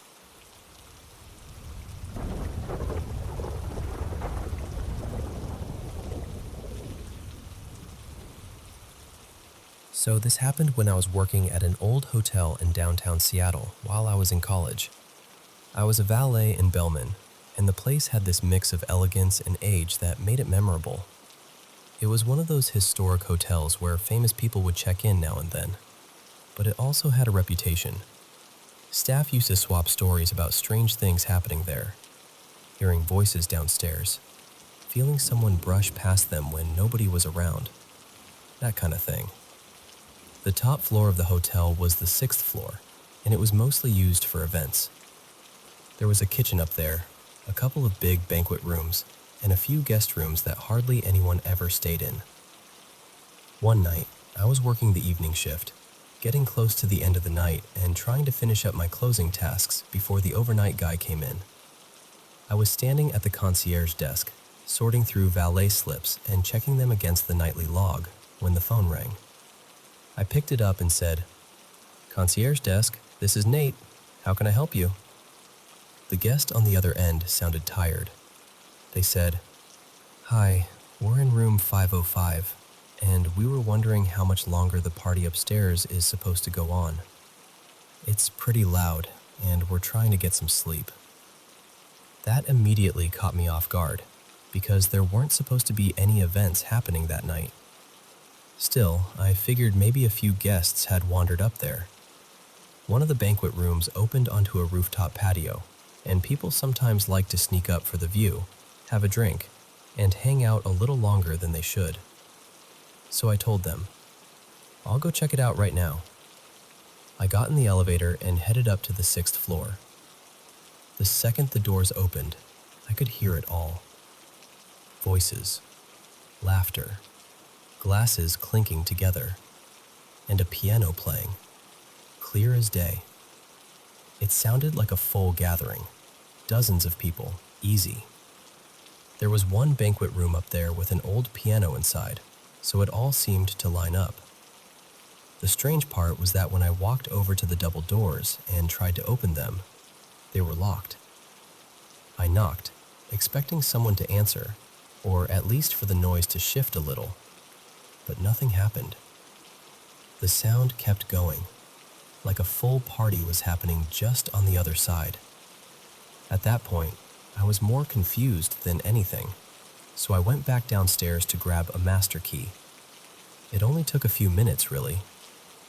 I came right back up, but this time, when the elevator opened, the whole floor was silent. Completely silent. No voices, no laughter, no clinking glasses, no piano, nothing. I walked straight to the banquet room, unlocked the doors, and opened them up. The room was empty. Not just mostly empty, completely empty. And that's what got me. There's no way that what sounded like 50 people could have packed up and disappeared that fast. There was only one elevator, and it was small. Even if everyone had decided to leave the exact second I went downstairs, there just wasn't enough time for that many people to get out without me seeing or hearing at least some of it. I just stood there, staring into this silent, empty room, trying to make sense of it. To this day, I can't really explain it. Maybe it was some kind of leftover energy, like an echo of something that had happened there years before. I don't know. I'd heard plenty of ghost stories from other employees and guests, but that was the only thing that ever happened to me personally. And honestly, that was enough.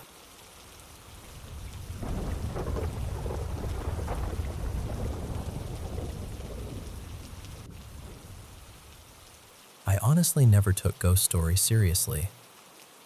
Not until a few weeks ago. I live alone in this old studio apartment in the city. It's nothing fancy. The floors creak, the pipes groan, and the walls are so thin I can practically hear my neighbors sneeze. But the rent is cheap, and these days, that's reason enough to stay anywhere. At first, it was little things. The kind of stuff you brush off because you don't want to sound dramatic. My keys would end up somewhere I swore I didn't leave them. I'd hear water dripping in the bathroom after I knew I'd turned the faucet off. Sometimes the hallway outside my bedroom would feel freezing cold, even when the heater was running non-stop. I kept telling myself it was just an old apartment being old. But then I started hearing footsteps. The first time was about 3 weeks ago. I was half asleep when I heard these soft steps moving across the living room. Clear as day. I sat straight up in bed, heart pounding, convinced somebody had gotten inside. I grabbed my phone, ready to call for help, and checked every inch of the apartment. Behind the shower curtain, inside the closet, the front door lock, the windows, everything. There was nothing. No one. So I told myself it had to be the neighbor upstairs, even though it was almost 2 a.m. A couple nights later, it happened again. Only this time, the footsteps didn't stop in the living room. I heard them come all the way down the short hall and stop right beside my bed. I didn't move. I didn't even breathe. I just lay there with my eyes shut, completely frozen. And I swear, it felt like someone was standing there, looking at me. The room went cold. Not just chilly, cold in that deep, awful way that makes your chest feel tight. When I finally forced myself to open my eyes, no one was there. But my bedroom door was closed. I always sleep with it open. After that, things got worse fast. One morning I walked into the kitchen and every cabinet door was hanging open. Another night, the shower turned on by itself while I was making dinner. I had maintenance come by, and of course, they couldn't find anything wrong. They shrugged it off like old pipes, bad pressure, normal building issues. Then a few days ago, I came home from the store and found a single wet footprint on the bathroom tile. Just one, and it definitely wasn't mine. It was smaller, way smaller, like it belonged to a kid. That's when I finally asked the woman who lives across the hall if anything bad had ever happened in my apartment. She got quiet right away. Then she told me there used to be a girl living there back in the late 80s. Her name was Mara, or maybe Myra, something close to that. She kept mostly to herself, and people in the building said she was struggling with a lot. One day, after no one had seen her for several days, they found her in the bathtub. What really got to me, though, was what my neighbor said next. She told me that before Mara died, she used to complain all the time about hearing footsteps in the apartment at night. Footsteps when no one was there. Last night was the breaking point. I don't know how long I stayed like that. It felt like forever. Finally, I reached over and switched on the lamp. The sound stopped instantly. The closet door was cracked open a few inches. I always keep it pushed shut, even though the latch doesn't work right. This morning, nothing was missing, but all my clothes were shoved over to one side, bunched together like someone had gone through every piece. So now I'm sitting in a cafe telling you this because I really don't want to go back there. My coworker says I should set up a camera, and maybe she's right. But the truth is, I'm terrified of what I might catch on it. I'm stuck in that lease for 8 more months, and there's no way I can afford to leave. Tonight I'll probably sleep with every light on in the apartment. But deep down, I don't think that's going to make any difference at all.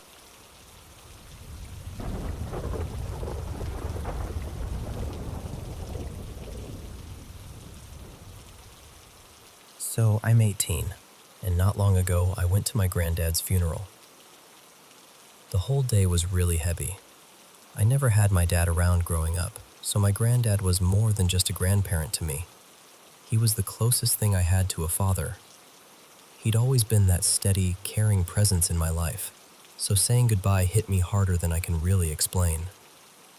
The day itself felt like it disappeared in a blur. There was so much emotion, so many people, and by the end of it I was completely drained, mentally and emotionally. Later that night, I got into bed sometime after 1 in the morning. I don't remember the exact time, just that it was late and I was exhausted. Before trying to sleep, I said a few words out loud to my granddad. I thanked him for everything he'd done for me, for all the love and happiness he brought into my life, and I said I hoped he was at peace, just in case, somehow, he could still hear me. Then 2 really strange things happened that night. The first thing was this weird moment not long after I lay down. Every night, I leave my phone charging on the desk in the far corner of my room, nowhere near my bed. I must have only been drifting off for maybe 10 or 15 minutes when I suddenly half woke up convinced my phone was in bed with me, playing music. It sounded like some kind of band music, something soft and brassy, which honestly made sense because there had been music like that at the funeral earlier that day.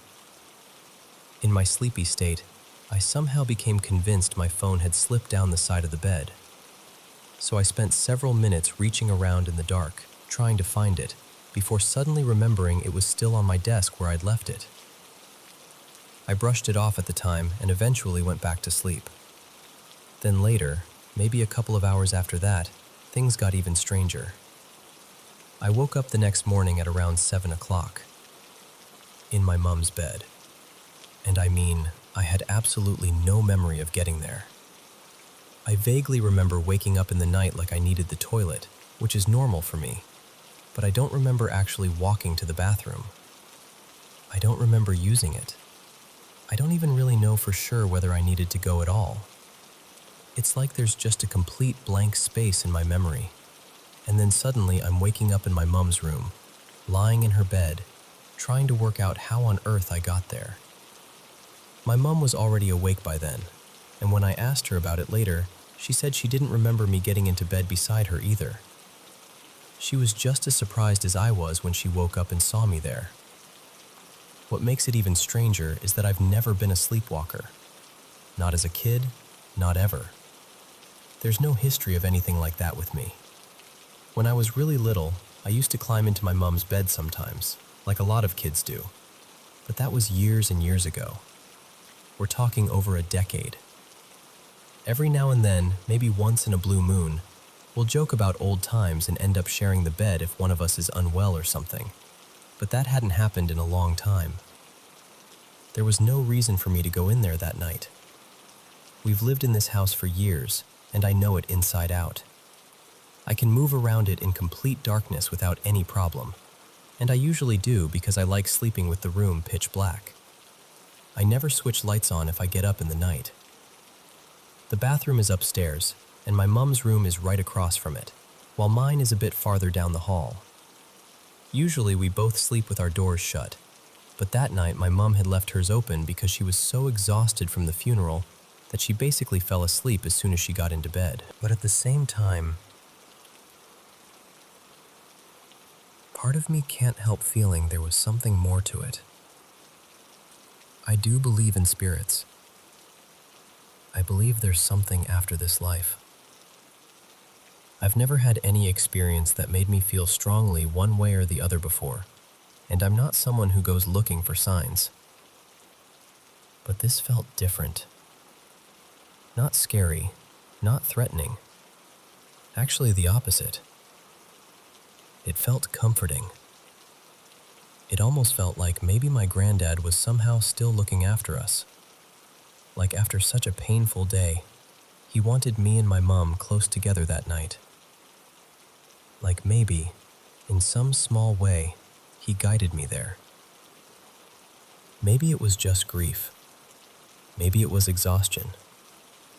Maybe my brain simply did something odd after one of the hardest days of my life. But honestly, a part of me still likes to believe it was him.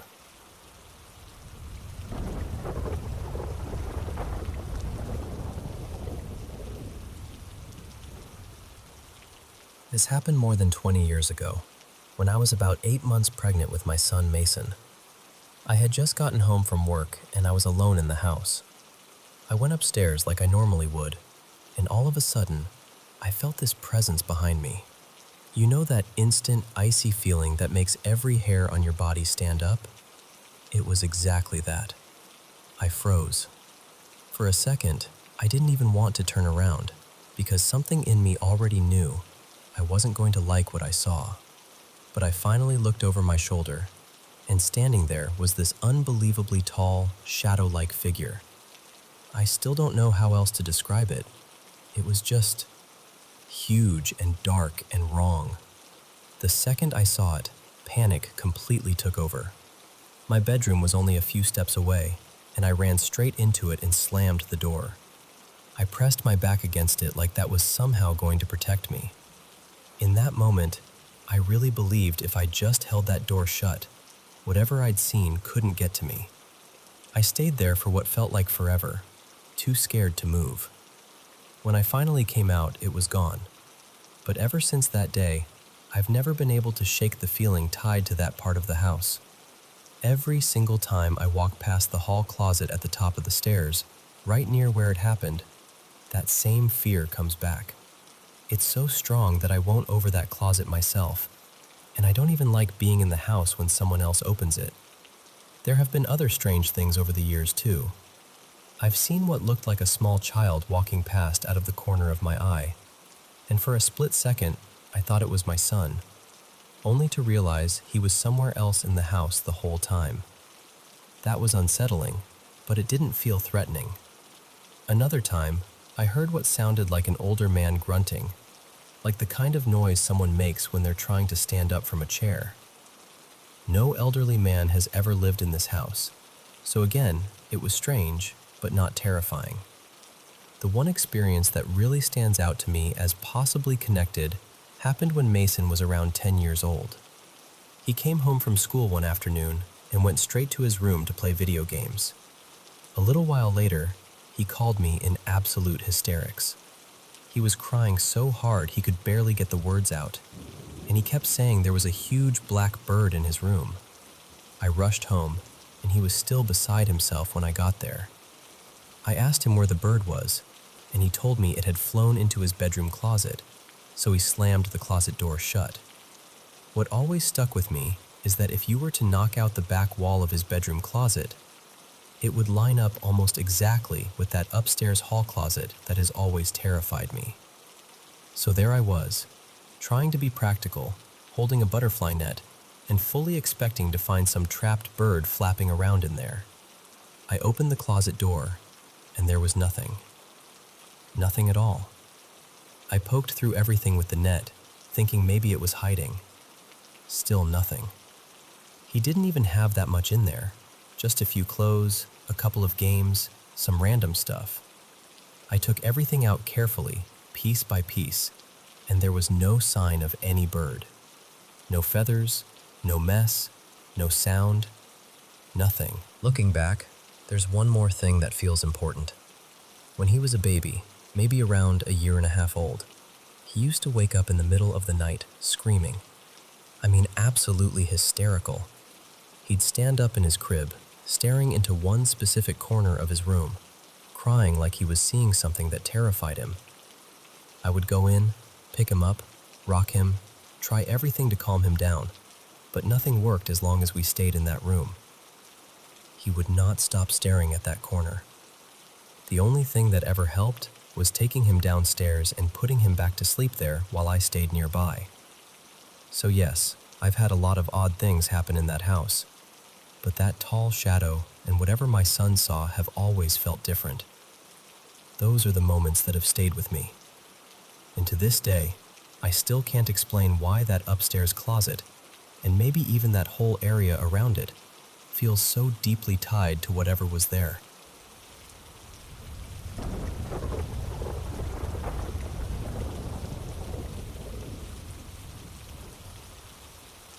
I was about 10 when I had the first experience that really stayed with me. I saw what I can only describe as a jinn, though I still don't know whether it was meant to be harmless or something darker. It had taken the form of a girl I knew, almost perfectly, except the hair was wrong. That was the detail I couldn't get past. Ever since then, strange things have followed me in one way or another. Later, I moved abroad for university, and honestly, I can't remember living in a single apartment where something unsettling didn't happen at least once. There was always some odd feeling, some sound, some moment that made the air feel wrong. Now I'm in my 30s, and about 7 months ago, my family and I moved into a new apartment in a different city. For a while, everything felt normal, quiet, safe. I actually thought maybe, for once, nothing would happen. But then, just like always, before I'd even been there a full year, it started again.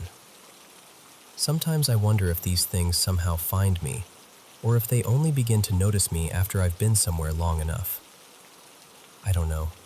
It's a strange thought, but after so many years, it's hard not to wonder. What happened last night shook me more than anything before, because I've never had one actually speak to me. I've heard the usual things over the years, muffled noises, strange cries, sounds that seem to come out of nowhere, like through a phone or buried inside music, but never a clear voice directed at me. I'd been up late watching television until around 2 in the morning. My spouse and our baby were asleep in the bedroom. It's a one-bedroom place, and for the past few nights I'd been sleeping on the couch in the living room because my spouse snores and the bed just isn't comfortable for all three of us. Usually it's the other way around, but I really needed a decent night of sleep. The night before, when I turned everything off and the room went dark, I had this awful feeling. You know that heavy, uneasy sense that something is there with you in the dark?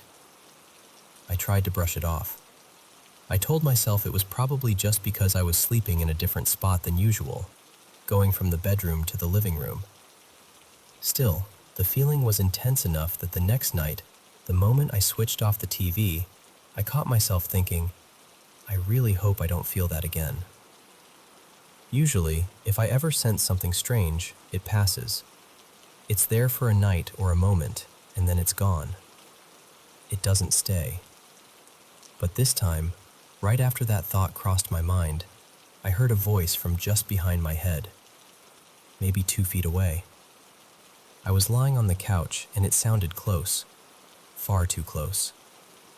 The voice was rough, low, and unnatural, raspy in a way that made my whole body go cold.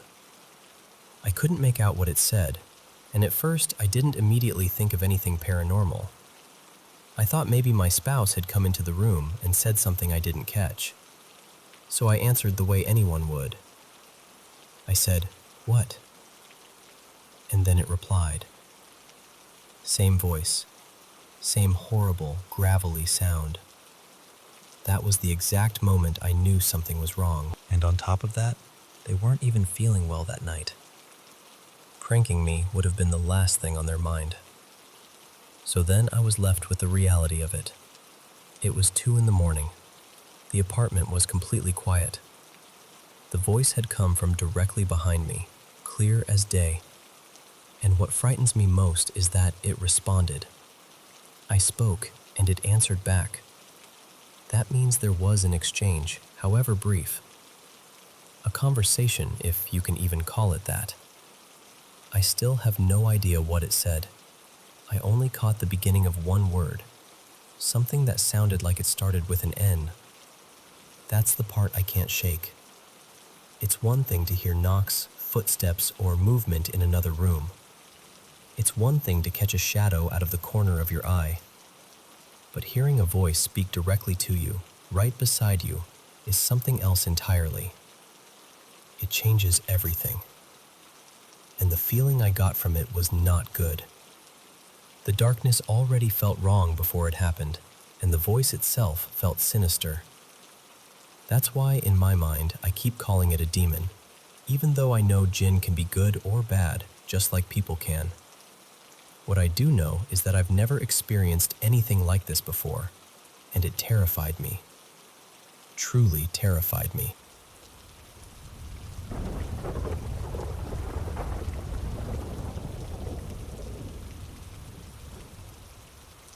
So, let me tell you this the way it happened.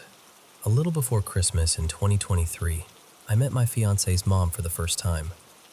It wasn't a long visit, nothing dramatic on the surface, but I could feel pretty quickly that she didn't warm up to me. And apparently I was right, because as soon as the night was over, she told my fiance she didn't like me. At the time, I figured it was just one of those awkward family things. I didn't think much of it. But then, not long after that, everything kind of spiraled. In the early hours of New Year's Eve, around 2 a.m, I was driving home from work when I got hit in a crash that very easily could have killed me. Another driver ran a red light at full speed. Later, I found out he'd been trying to get his girlfriend to the hospital after stabbing her during some drug-fueled episode. It was chaos. The impact knocked me out cold. When I came to, the very first thing I saw was a hand reaching into my car, trying to pull open the passenger door. What stuck with me was the tattoo on it, an upside-down pentacle on the back of the hand. Then I looked up and saw this woman covered in blood. The second she realized I was awake, she started screaming at me through the shattered window, saying, "You killed my baby!" Over and over, just absolutely losing it, until the police got there. And one detail that still bothers me is that I had been on the phone with my fiancé when the crash happened. The call cut off in the wreck, obviously, but she heard enough to know something was terribly wrong. I ended up in the hospital and got released the next morning. Somehow, the only major lasting injury turned out to be a traumatic brain injury. My ears rang constantly for weeks after that. It took a long time before I felt anything close to normal again, and honestly, I still deal with depression that started after the injury. Now, the reason this whole thing feels heavier than just a terrible accident is because over the last year or so, more pieces of the bigger picture started falling into place. My fiance's mother comes from a family with deep roots in Louisiana, just outside New Orleans. Her family history is tied to slavery, generational trauma, all of that. A lot of relatives still live in the same area where that history happened. There's also a long family association with folk spirituality and occult practices. Her mom has never come right out and said she practices anything herself, but she's always had this quiet fascination with that world and refuses to talk openly about it. She's also not a stable person, and that part matters. She was abusive to my fiancé growing up. At one point, she even broke her nose and claimed it was because she heard demons speaking through her. That kind of thing wasn't isolated.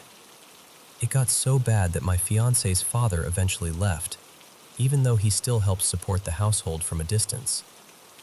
So when I learned that, right after my call dropped during the crash, her mother walked into my fiancé's room at 2 in the morning just to ask how I was doing, it landed strangely. My fiancé, panicked and half in shock, told her she thought I'd just been in a serious accident. And her mother basically said that was unfortunate, that she'd pray for her, not for me, and then just walked out. That stuck with me. And then there's the part I still can't explain. Ever since that crash, whenever I see an upside-down pentacle, whether it's on jewelry, a shirt, or even in some random image, my ears start ringing intensely. Not just mildly. Bad enough that I have to look away or leave. And what's strange is I don't even feel emotional when I see it. I'm not panicking. I'm not spiraling. It's just a symbol to me. But my body reacts instantly. There's a cafe near my job where one of the baristas wears that exact symbol on a necklace all the time. If I spot him through the window, I just turn around and leave. The ringing is that severe. So that's really why all of this has stayed with me. It's not just the accident itself.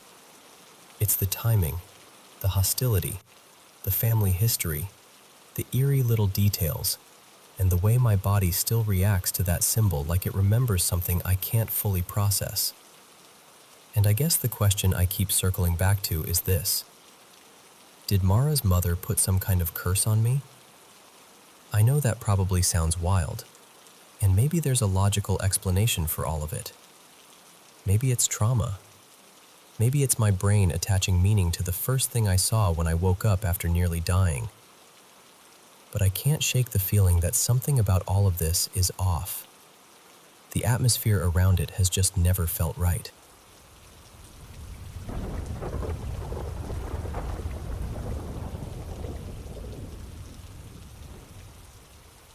A couple of nights ago, something happened that I still can't really shake. And I wanted to share it in case it sounds familiar to anyone. I use a sleep tracking app sometimes, just out of curiosity. And the next morning, I found a short recording from the middle of the night. What caught me off guard was that it picked up a voice I never heard while I was actually asleep. It was a man's voice, very clear, saying 99-7. What made it so unsettling wasn't just the words. It was the way it sounded. It didn't sound human in the normal sense. Not like someone talking nearby, and definitely not like me mumbling in my sleep. It had this compressed, sharp, almost artificial quality to it. The closest thing I can compare it to is an old two-way radio, some kind of military transmission, or maybe a clipped archival audio file. I've gone over every normal explanation I could think of. I was alone that night. No one else was in the room, and the app I use only records sound. It doesn't play anything back. The only audio I had on was a YouTube ASMR video running from my laptop while I fell asleep. And that was it. No autoplay, no extra apps open, nothing in the background that should have kicked on by itself. The next day I checked everything I could. I went through my YouTube history, looked for ad activity, checked whether another video could have started, whether a tab might have switched, whether there was some background sound I had missed. Nothing lined up. No video, no ad, no accidental audio source explained that voice. And the words themselves were strange too. It didn't say a sentence. It just said, very precisely, 99.7. No emotion, no context, no surrounding noise that made it make sense. It didn't sound like a radio host, and it didn't sound like anything you'd hear in an ASMR video. It almost sounded like a code, or some kind of signal check. The weirdest part is that I never heard it in the moment. I only found it the next morning when I listened back. That same night, I also had a really disturbing run of false awakenings. You know those dreams where you think you've woken up, but you're still dreaming? It kept happening over and over. There were threatening figures, this long corridor I was trying to get through, and at one point in the dream, my apartment looked like it had been completely wrecked. It had that horrible, lucid nightmare feeling where everything seems vivid and wrong at the same time. I'm not trying to say it was something paranormal. I honestly don't know what it was. I just know I've ruled out the obvious explanations, and the voice still doesn't match anything I knowingly played or heard. So I guess I'm asking, has anyone else ever found something like that in a sleep recording? A voice that sounds more like a transmission than a person? And does 99.7 mean anything to anyone? Maybe some kind of signal, code, or audio glitch pattern?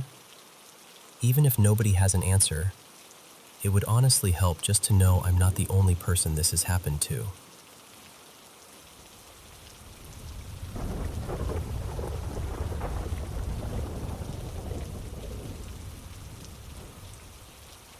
So here's the thing. I'm 23, still living at my parents' place while I commute to school, and I've never been the kind of person to jump straight to ghosts or demons or whatever. I grew up Jewish, and that part of my life means a lot to me. The traditions, the history, the way I was taught to think through things carefully, it all shaped me. So whenever something strange happens, my first instinct is always to find the practical explanation. I'm usually pretty good at that. But this has been harder to file away neatly. The first time anything started feeling off was back during the 2020-2021 school year, when I was finishing high school remotely. My older brother had recently moved out, and I took over his old room as my little setup for online classes. I had my laptop, 2 monitors, headphones on all the time, way too many tabs open, just absolute chaos. I've had terrible attention issues for as long as I can remember, so I was constantly overstimulated, constantly half-focused, and honestly sometimes I couldn't tell whether a sound came through my headset or from somewhere in the house. A couple months into that year, I started hearing knocking. Not loud pounding or anything dramatic, just a quick knock-knock on the wooden frame of the doorway. Enough to make me look up and say, "Yeah?" or get up and open the door. And every time, there'd be nobody there. Sometimes the hallway would be empty. A few times, I knew for a fact I was the only person home. At first, I brushed it off. The house was older, built in the late 50s, I think, and there was this old central vacuum hookup right by the door, plus an air vent in the same wall. So I told myself it had to be the house settling, or pipes knocking, or airflow doing something weird. That explanation made sense. It still makes sense, honestly. The only thing that bothered me was how specific the sound always felt. It always sounded like it came from the door frame itself, and it almost always happened when I had both ears covered with my headphones. It was rare, too. Maybe once every few weeks, always quick, always over before I could really test it. Then a few years passed, and in August of 2024, it started again. By then I'd moved into a finished room in my parents' basement while commuting to college. It was actually a pretty nice setup.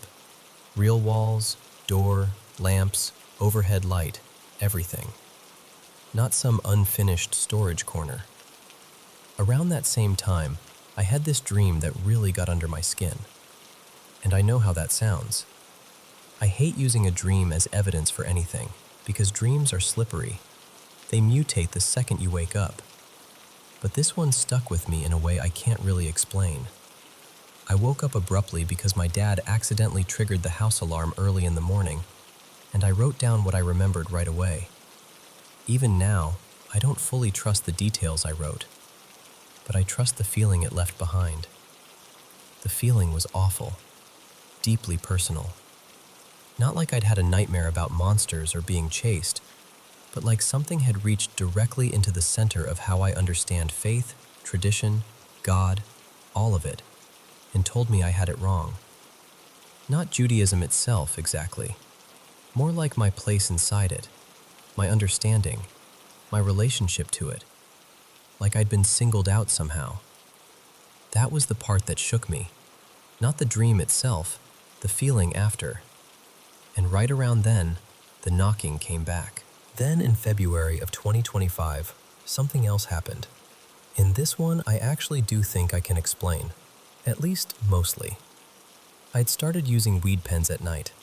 Not in a healthy way, if I'm being honest. I was stressed, disappointed in myself, feeling stuck, and it turned into a bad coping habit pretty fast. After a few weeks of that, I started hearing whispering at night. Very soft, not constant, just the sound of people murmuring right outside my room in the basement. Every time it happened, I'd freeze and listen, and every time I did, it stopped. That part, I think, probably was paranoia, or at least partly. I was young, I was using way too much. I already felt guilty about hiding it from my parents, and the whispers almost always made me feel like I was about to get caught. Like my parents were right outside the door, talking quietly before confronting me. Once I stopped using pens alone, the whispers almost completely disappeared. Now I only use anything socially, and not often. So that part doesn't haunt me the same way. It fits too well into a pattern I understand. Still, even then, the whispers only ever happened when I had headphones on. That detail kept bothering me. By May of 2025, I was still in that basement room, still commuting, still trying to ignore anything that didn't come with an obvious explanation. The room itself was normal. The door latched fine.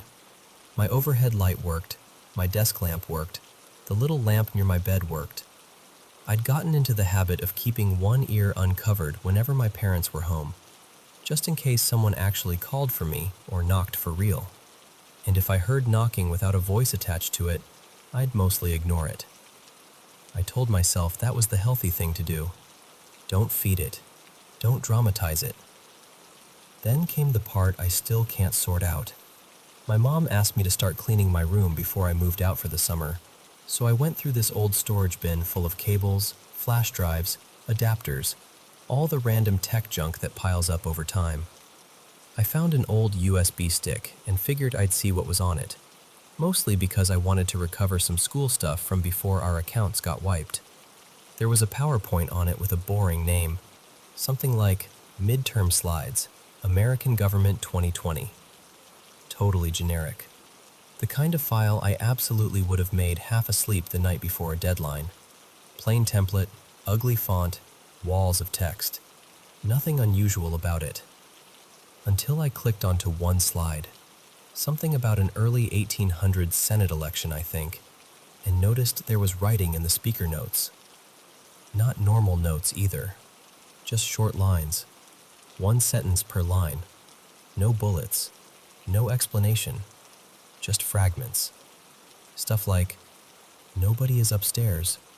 Mute the audio. Second from the top now. I went back through the whole presentation. Every slide. Only that one had notes in it. And that night, I couldn't stop thinking about one of the lines. Second from the top now. It got stuck in my head in this weird way. I kept turning it over, wondering what it even referred to. The second item in a list? The second line in the notes? I don't know. It just started feeling like an instruction. So I opened the file again, and when I looked at the notes a second time, I swear there was another line at the top. Either it hadn't registered before, or it wasn't there the first time. I know how that sounds. I really do. But this time the top line read, "Begin below notice." And right then, I heard a single knock beside me on the door frame. One knock. Close enough that it made my whole body tense. And the part that really gets me is this. I meant to go back and save the file somewhere safer. I even thought about attaching it when I tried telling this story before. But later, when I went looking for it again, I couldn't find it. I went through drive after drive, old folders, everything. Nothing. I still remember the file name. I remember the slide. I remember those lines. But I can't produce the file anymore. And that's what unsettles me most. Not because I think that proves anything supernatural. It doesn't. Memory is messy. Fear changes perception. Headphones distort awareness. Weed definitely didn't help. Old houses make weird sounds. All of that is true. But there's still this part of me that keeps wondering whether I've been brushing something off for too long. Whether I've spent years reducing everything to noise and coincidence because that's what makes me feel safe. And now I don't know whether that instinct is helping me stay grounded or keeping me from seeing something I'm supposed to pay attention to. That's the part I can't make peace with. I don't know if I need to make it stop, or if I even can. I don't know whether this is just anxiety stitched together out of years of half-heard sounds, bad sleep, guilt, stress, and one disturbing dream. Or whether I've let myself get too comfortable ignoring things that felt wrong. I just know that sometimes it feels like I'm standing right on the edge of something I don't understand. And what scares me is not knowing whether the smart thing is to keep dismissing it, or to finally stop pretending it's nothing.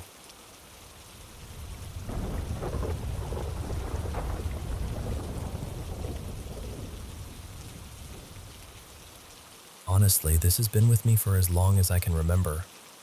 When I was little, it was more of a feeling than anything I could explain. Just this strange sense that something was there, even when I couldn't see it. As I got older, that presence became harder to ignore, and eventually I started thinking of it as this shadow figure that would show up just enough to remind me it hadn't gone anywhere. At some point, I gave him a name, Gerard. I think I did that because naming him made him feel a little less terrifying, and a little more like this weird, intrusive presence that kept drifting in and out of my life. When I was younger, it mostly showed up in little things around the house. A cup would end up knocked over. My pets would refuse to go near certain corners. I'd find marks on the bathroom mirror after a shower, even when no one else had been home. Back then, I didn't really know what to do with any of it. I just knew it felt real. I think I was about 13 when I first actually started seeing him. We were living in an apartment then, and there was this narrow hallway that connected the bedroom area to the living room and the front door. I'd be walking back and forth getting ready or grabbing something, glance to the side, and there he'd be, a tall, dark figure just standing there. You know that moment when your brain doesn't process it right away, and then suddenly it hits you and you look back? That was always how it happened. And every single time, he'd be gone the second I looked again. I told my dad once, and he brushed it off, saying maybe some random guy had wandered in. That definitely did not help. Then when I was 15, I had one of the clearest experiences I've ever had with him. He walked into my room, plain as day, and just stood there for a few seconds. Calm, still, watching. Then he turned, stepped into the hallway, and disappeared. No footsteps, no door, no sound at all. I remember calling my best friend immediately. She lived only a few minutes away, and I was panicking, telling her he had just been standing there looking at me and then walked out of sight like it was nothing. What always got to me most wasn't even when he stood in a room. It was when he'd lean his head around a doorway, like he was checking to see if I noticed him. That always felt like his way of saying, "I'm still here." And even though I never got the feeling he was evil, it scared me every time. Eventually, I got so used to it that I started talking back. I'd say, "Quit scaring me. Seriously, enough already." It sounds ridiculous, but after a while it felt less like I was dealing with something malicious and more like I was dealing with something curious, or confused maybe. Still unsettling, just not hateful. As I got older, I started reading more about shadow people, trying to make sense of any of it. But the truth is, I still don't know what he is. I don't know why he attached himself to me, or why it seems like he's been around since I was a little girl. My parents always knew weird things happened, but they're very traditional and religious, so trying to have a real conversation with them about it never really went anywhere. What's strange is that, even now, I don't believe this thing is harmful. Startling, yes. Annoying, absolutely. But not harmful. It's almost like he just wants to be noticed. Like he wants me to know he's there, and that's it. That's probably why I've never seriously tried to get rid of him. It's hard to explain, but it's like living with something odd in the background for so long that it becomes part of your normal. Not welcome exactly, just familiar. There is one memory from childhood, though, that still unsettles me more than anything else. I was about 5, and my grandmother was living with us at the time. We shared a room with 2 separate beds. One night I was trying to fall asleep when I felt something near me on the bed. I looked over and saw my pink stuffed rabbit, about the size of one of those big toy store plushies, moving toward me. Not falling, not shifting, moving, crawling almost. I froze. I couldn't even scream. And then my grandmother suddenly sat up, grabbed it without a word, looked at me, and threw it into the closet. The next day, she packed it away into a storage box. After that, she started playing a Spanish Christian radio station softly through the night while we slept. She never explained why. Years later, when I brought that night up to her as a teenager, she clearly remembered enough to not want to talk about it. She just shut down the conversation. My grandmother passed away a few years ago, and I still think about that moment a lot. Especially because it was one of the first times I ever felt, deep down, that whatever had been around me was real.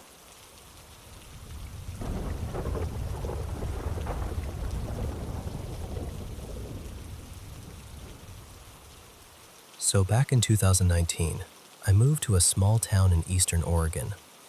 I was a broke college student, and I ended up renting this tiny attic room in a huge old house that had been standing since the late 1800s.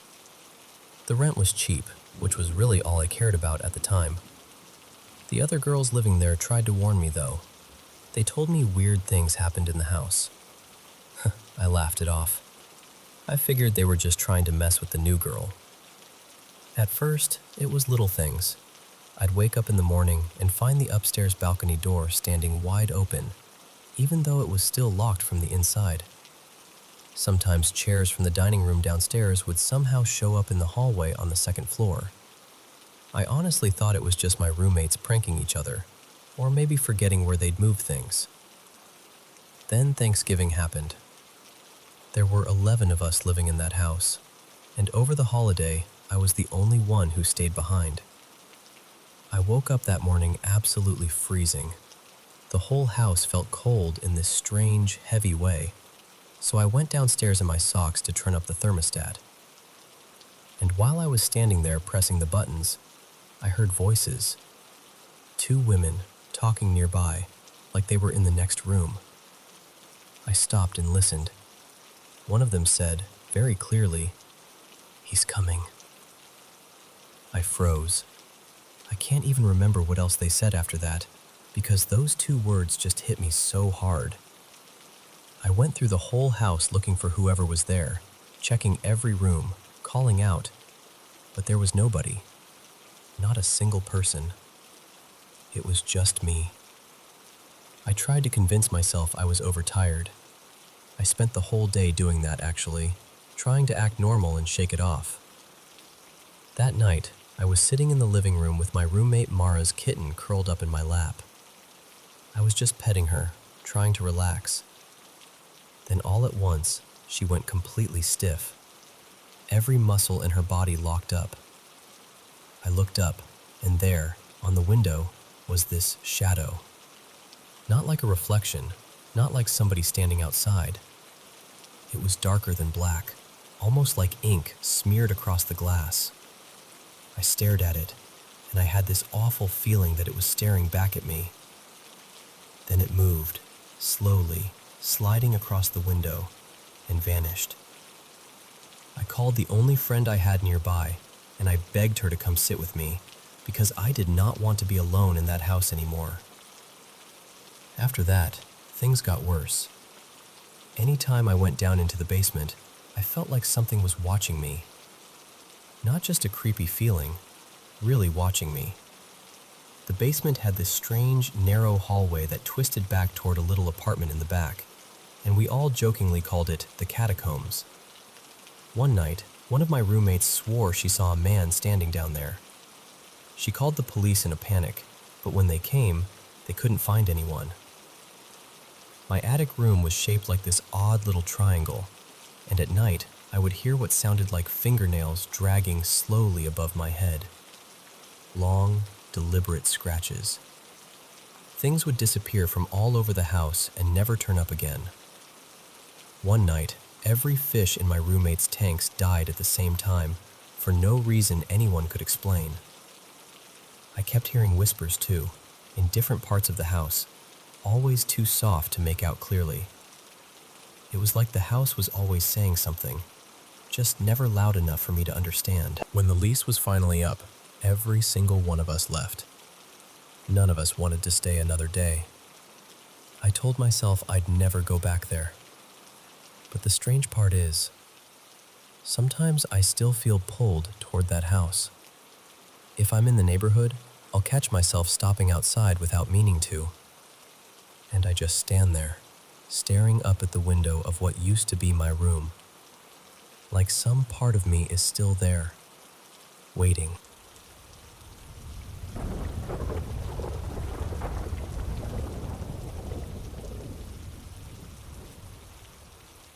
So, here's something that happened to me that I still can't fully explain.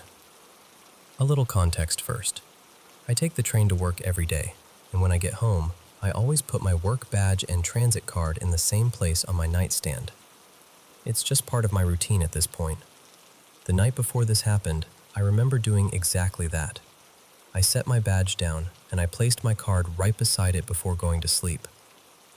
The next morning, I came home from class, planning to grab something quick to eat and then get ready for work. I looked over at my nightstand, and my badge was there, exactly where I expected it to be. But my transit card was gone. At first, I thought, okay, maybe I knocked it down in my sleep, or maybe it slid behind something. So I started searching. I checked under the bed, pulled things away from the wall, looked through drawers, moved furniture around, basically turned the whole room upside down. Nothing. I couldn't find it anywhere. Eventually, I gave up and figured I'd just buy tickets for the day. I wasn't panicking too much because I knew I had left it on the nightstand. I was sure of that. So I thought maybe after work, when I had more time, I'd come back and do a better search. Before I left, though, I asked my mom if she could take a look too. Honestly, I'm not exactly known for being great at finding things, so I thought maybe a second pair of eyes would help. Later on, I found out my mom searched my room really thoroughly. My dad even joined in for a bit. They checked under the bed, moved things around, went through the nightstand, and still found absolutely nothing. No card. Now here's the part that really got me. When I came back home that evening, my transit card was sitting right there on the nightstand. Not off to the side, not half hidden, not tucked behind something. It was right where I had left it the night before, completely visible, like it had never been gone at all. I just stood there staring at it. I even made my parents promise they weren't messing with me, because it honestly felt like the only possible explanation at that point. And look, I know this isn't some huge horror movie moment or anything, but I genuinely cannot explain it. I know what I saw. I know it wasn't there earlier, and I know my parents didn't find it either. So at this point, I'm left with this weird, unsettling feeling that something else was involved. In my faith, there's this belief in jinn, beings that are mysterious, playful, and sometimes known for causing mischief. And until somebody gives me a better explanation, I'm telling you right now, I'm blaming them.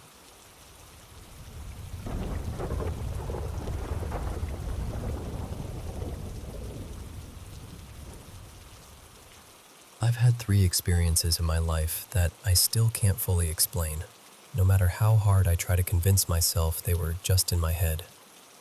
The first one happened when I was in middle school. We were all gathered for family prayer one evening, and everyone had their eyes closed, praying seriously. I was the only restless kid in the room, of course.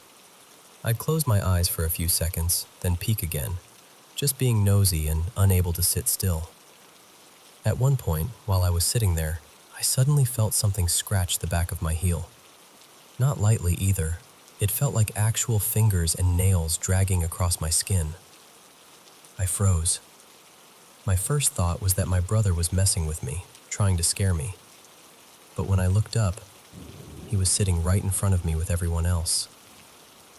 Nobody was behind me. Nobody was even close enough. Later, I asked him if he had done anything, and he just looked confused and said, "How could I? I was in front of you the whole time." And he was right. I remember just sitting with that feeling, trying to make sense of it. And then, eventually, like kids do, I let it go and forgot about it. Nothing happened again for years. The second experience happened when I moved into a hostel for school. It was my first time living away from home, so everything already felt a little unfamiliar. One laundry day, I put my clothes in the washing machine and went back to my room, since it usually took around an hour. When I returned, the machine was barely going, like someone had stopped it. I pressed start again and left. An hour later, same thing. It still hadn't washed properly. I restarted it again, waited again, and somehow the exact same thing kept happening over and over the entire day. By that night, I was exhausted and irritated. It was around 9:30, and the hostel doors were about to be locked until morning, so I finally gave up, left my clothes there, and went to bed.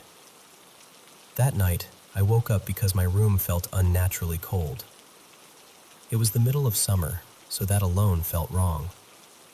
I pulled my blanket closer and tried to ignore it, but then I heard a voice right near me, angry, harsh, and loud. It said, "Do you remember?" Half asleep, I assumed it was my roommate asking about the laundry, so I mumbled, "Yes," without even opening my eyes. But when I did open them, there was no one there. My roommate had gone home the day before. I was alone in that room. What scared me most was how real it felt. I could actually feel the breath of that voice against my neck. After that, everything got worse. I started getting sick out of nowhere. I couldn't eat properly, couldn't sleep, had fever, vomiting, stomach issues, and this constant anxiety that wouldn't leave me alone. It became unbearable. I decided I needed to go home. But while I was packing, I got so suddenly ill that I could barely even leave the room. The next day, I forced myself to go home anyway. My mom took one look at me and refused to let me return to that hostel for weeks. And when I finally did go back, it was only with her, just to move my things out. The third experience is the most recent one, and honestly, it still gives me chills. I have PCOS, and my doctor recommended that I start walking regularly and getting some exercise. So my dad started waking me up early in the morning to walk on the terrace of our apartment building. One winter morning, around 7, we were doing our usual walk.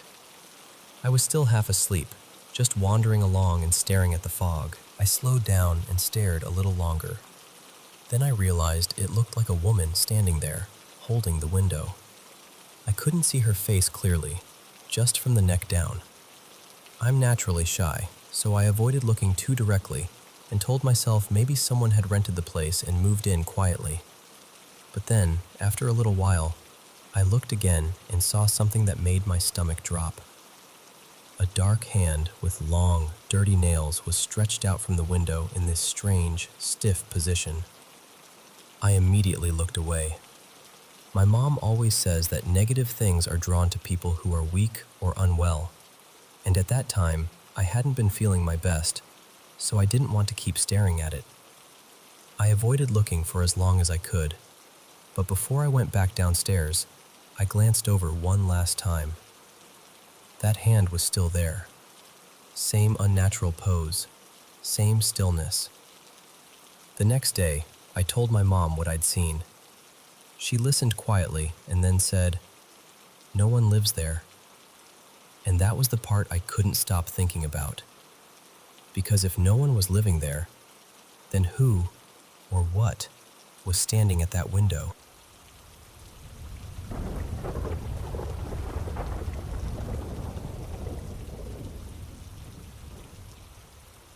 So, right now, I'm actually sitting in my car outside the inn, running on almost no sleep, trying to process everything that happened last night. A little backstory first. My boyfriend and I both grew up in houses that always felt off. His childhood home was investigated more than once, and mine was this old colonial place that was well over 2 centuries old. So we've both always felt like we're a little more sensitive to paranormal stuff than most people. And honestly, last night really put that to the test. The second we checked into the Sadie Black room, I felt something brush past the back of my neck. At first, I tried to explain it away. I thought maybe it was the air kicking on, or maybe I was just getting in my own head because of where we were. Later that afternoon, around 4, we set up some of our ghost hunting stuff. We had the spirit box going, a small bell, and one of those light-up cat toys placed in a drawer. For a while, nothing major happened. Just a few little sounds here and there, like the doorknob giving a tiny jiggle and the old floorboards creaking. We kept telling ourselves it was probably just other guests moving around and the building settling. Then, before dinner, probably around 5:30, I was in the bathroom washing my hands when the cat ball sitting on the vanity across from me suddenly lit up and started going off on its own. I stopped and just stared at it. When it turned off, I tried everything I could think of to recreate it. I tapped the counter, walked around it, even bounced a little to see if vibration would trigger it. Nothing. It stayed completely still.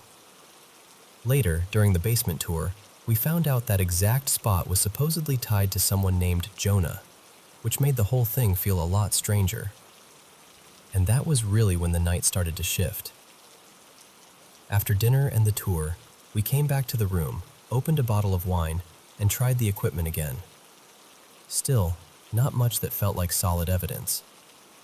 Eventually, we started getting ready for bed, and out of nowhere I caught this really distinct smell of perfume.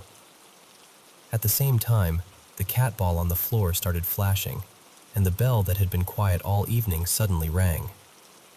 That was enough to seriously rattle me.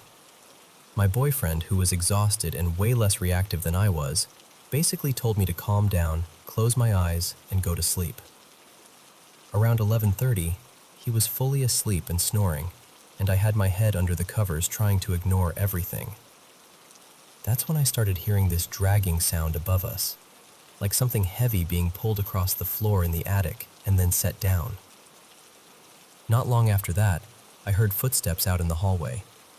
I woke him up, told him what I heard, and he just mumbled that I needed to go back to sleep. After things went quiet for a bit, I finally did. Then around 12:30, after maybe 15 or 20 minutes of sleep, I woke up again to that same perfume smell. I looked over, and the cat ball was going off over and over. At that point, I needed to use the bathroom, but I was genuinely scared to get out of bed. I finally forced myself up a little after 1. What made it worse was that I didn't feel like I understood whatever was in that room. My boyfriend had experienced way more intense things growing up, but for me, this felt unfamiliar, and that somehow made it scarier. The weirdest part was that when I walked right past the cat ball, it didn't react at all. Sometime around 3 in the morning, while I was finally asleep, he had his own experience. He told me he heard 6 hard knocks at the door, one after another, and then it sounded like someone rushed the door, like they were trying to push their way in. He said the doorknob started turning hard, like somebody was actually trying to open it, even though the door was locked. He just stayed there frozen, trying not to panic, and didn't wake me because he knew I'd completely lose it. Eventually that stopped, but then he said the bed jerked in one clean motion and shook hard enough that there was no brushing it off. By around 3:35, the footsteps and the sounds at the door were still happening off and on. I woke up again, already panicking about the footsteps, and that's when he finally told me what had happened while I was asleep. And somehow, he was way calmer about it than I was.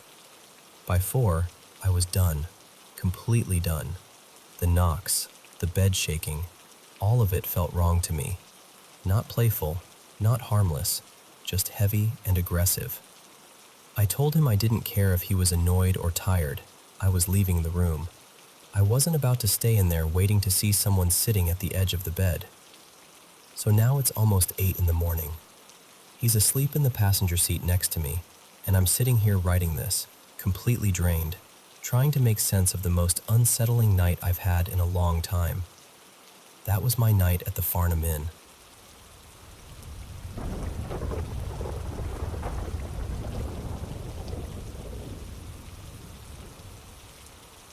I want to tell you about something my coworker, Talina Cross, shared with me, because it has stayed with me in a way I can't quite shake. It carries that same quiet feeling of the unexplainable, but this one ended with a kind of peace. Talina lost her mother to cancer in September 2025, and ever since then, grief had been moving through her life in waves. She told me she'd dreamed of her mother a few times after the funeral, but those dreams always slipped away by morning. Then, on January 9th, 2026, something happened that felt completely different. Not just like a dream, but like a visit. She said it started in a place that felt so ordinary, so real. In the dream, everyone was gathered near a service station after church, the kind of place where people linger, talk, laugh, and catch up before heading home. Her younger sister was there too, standing with a few friends. Then her sister looked across the road, spotted her, and waved her over. "Cece," she called. And then she said something that instantly changed the whole feeling of the moment. "Nanku umama ofuna okuteta nawe." "Here's Mom, she wants to speak with you." That stopped her in her tracks. What made it feel even more real was how familiar it was. When her mother was alive, she used to call Talina's younger sister and then ask to speak to Talina through her phone. It was such a normal family habit that, in the dream, Talina didn't question it right away. She just walked over, took the phone, and held it to her ear. And then there was silence. A long, heavy silence. She told me you can't really explain what that feels like, waiting for the voice of someone you know you're not supposed to hear anymore. Finally, she spoke first. "Hello, Mommy," she said softly, using the name she always called her mother. Nothing. Then she tried again, stretching it out the way she would when teasing her. "Mommy." Still silence, but she said it didn't feel empty. It felt like her mother was there, listening, almost waiting, as if she wanted to see whether Talina was frightened or whether she was ready. In the background, Her sister turned to her friends and said something like, "Yo, she's lucky she still gets to connect with people who've passed on." That struck Talina too, because in her family she's always been seen as someone especially sensitive to things like this. Even in the dream, it was like everyone understood that something unusual and sacred was happening. And then the voice came through. Not faint, not strange, not ghostly. Just her mother. Exactly her mother. Warm, familiar, alive in the way only a loved one's voice can be. She said, "Hi, bendifuna ukukushe kanje, ntombiyam." "Hi, I just wanted to make you laugh a little, my girl." Talina said her whole heart lifted in that moment. "Ew," she answered right away. "Yes." Then her mother started telling her some funny little story about a woman in Silver Grove, the neighborhood where she had bought her first home many years ago. That place meant everything to their family. It was where so many memories began. Safety, home, childhood, belonging. So of course Talina asked the question anyone would ask. "Upi? Where are you?" And her mother answered simply, "Ndise Silver Grove. I'm in Silver Grove." The way Talina understood it, her mother was telling her she was somewhere familiar, somewhere good, back at the beginning, back in peace. Talina asked again, wanting to be sure, "Okay, you're really there?" And her mother said, "Ew, ndirai tapa. Yes, I'm right here." Then she laughed. The call itself was short, almost casual, like one of those quick family check-ins that somehow mean everything. Then her mother said, "Bye-bye, Ka." And Talina answered, "Bye. I love you." Her mother replied with a plain, matter-of-fact, "Okay." That made Talina laugh even inside the dream, because it was so her. No dramatic goodbye, no long speech, just that simple, practical response. Exactly the way she would have said it in life. But just before the call ended, there was one more thing. Another voice came through from the background on the other side of the line. Male, deep, gentle. Talina froze as she listened. The voice said, "Opbibile mvle. Are you finished, beautiful one?" And her mother answered, "Ew. Yes." Talina woke up immediately, and she knew that voice. It was her late grandfather. Now, of course, you could say it was just grief. You could say the mind does extraordinary things when it's carrying loss, and that would be fair. Dreams can be vivid, emotional, and deeply convincing. But this is the part that unsettled her, in the quietest way. The next morning, when she woke up, her house smelled different. Not bad, not alarming, just different. Familiar. The air carried the distinct scent of pipe tobacco. Her grandfather had been a pipe smoker for years. He'd been gone a long time, and nobody in her home smokes. Yet that earthy, unmistakable smell lingered through the house as though he had just passed through. She told me it felt like he had come to fetch her mother after that phone call, as though he had been there the whole time, waiting gently on the other side. What stayed with her most was how peaceful it all felt. There was nothing frightening in it. No chaos, no sense of intrusion, just comfort, just love. Just this brief, tender sense that the people we lose may not be as far away as we think. And honestly, when she told me the story, that was the feeling I was left with too. Like maybe sometimes love finds a way through. Like maybe, every now and then, the veil thins just enough for someone to say, in the most ordinary voice imaginable, "I'm right here."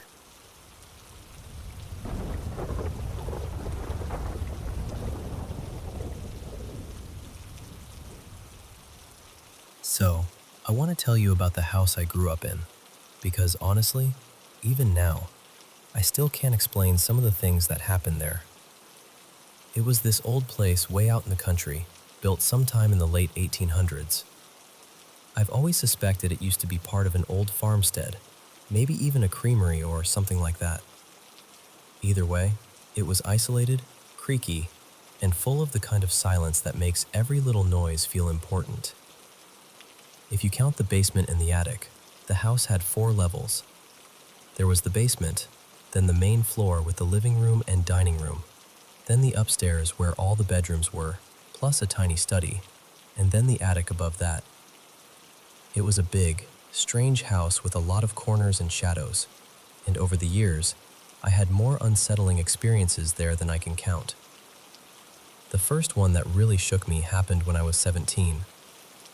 My parents had gone out for the evening, my 2 brothers were somewhere downstairs, and I was upstairs in the study. At some point, I needed to head down, and to get to the staircase, I had to pass my parents' bedroom, which sat right at the top of the landing. Their bedroom door was shut. I remember stepping onto the first stair, and right then I heard it, a woman's voice, low and urgent, from inside that room. She whispered, "Help me." Not loud, not dramatic, just scared, desperate. I froze for half a second, then turned around and shoved the bedroom door open, fully expecting one of my brothers to be in there trying to mess with me. But the room was empty. No one was there. That moment stayed with me, but what made it even harder to brush off was what happened later, when other people started describing the same woman to me without knowing each other's stories. The first was a friend of mine, Kyle. One day he casually mentioned that he'd seen a woman in the house more than once. Not just inside either. He said he'd caught glimpses of her outside too. He described her as white, with shoulder-length brown hair, kind of soft and slightly wavy, and wearing this purple dress that looked old-fashioned, almost elegant. He said there was something calm about her, gentle even. Then, sometime later, my former sister-in-law, Hannah, told me she had seen a woman in the attic. She gave almost the exact same description. Same hair, same purple dress, same feeling that the woman didn't seem threatening. She actually said the ghost felt sweet, which is not a word you expect someone to use in that kind of conversation. And then there was the night everything changed.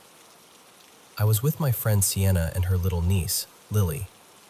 We'd been hanging out late, and eventually I realized I needed to drive them home. We came back to my place first, and Sienna walked up to the enclosed porch ahead of me. She reached the door that opened into the dining room and just stopped, completely froze. I remember asking her what was wrong, and when she turned around, her face had gone pale.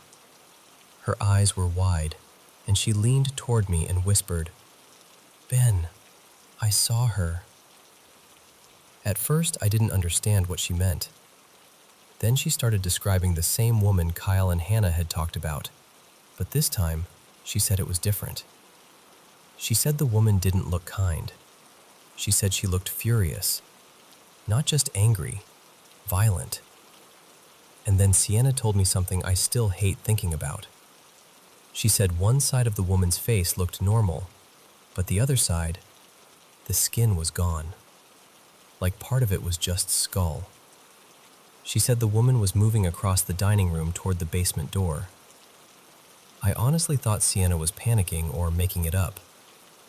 And the second I did, I saw the basement doorknob start rattling on its own, twisting back and forth, like someone on the other side was trying to come through. That was enough for me. I grabbed my keys, rushed Sienna and Lily to the car, drove them home as fast as I could, and then spent the whole night lying awake, staring at the ceiling, listening for every sound in that house.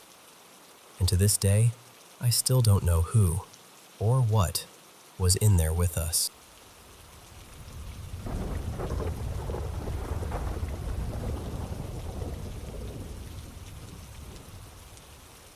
This happened quite a few years ago now, probably around 2014 or 2015, but I still think about it all the time. I'm from Central Illinois, and if you know the area, or you're into paranormal stories at all, you've probably heard of Greenwood Cemetery in Decatur. It has a reputation for being one of the most haunted cemeteries around here, so naturally, I had to see it for myself. I planned the trip with 3 friends, Lena, Ryland, and Micah.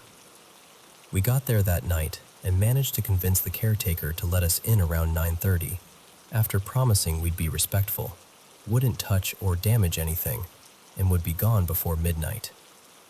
At first, we just wandered through the cemetery, taking everything in.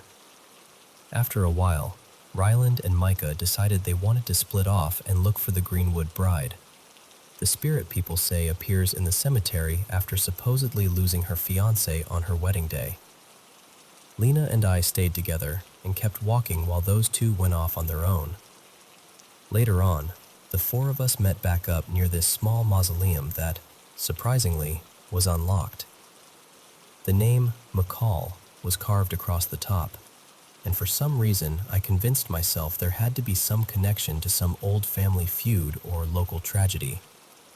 Looking back, I was probably completely wrong, but at the time my imagination was running wild. Then Ryland came up with this idea that we should each go inside the mausoleum alone for 5 minutes with a voice recorder and see if we caught anything.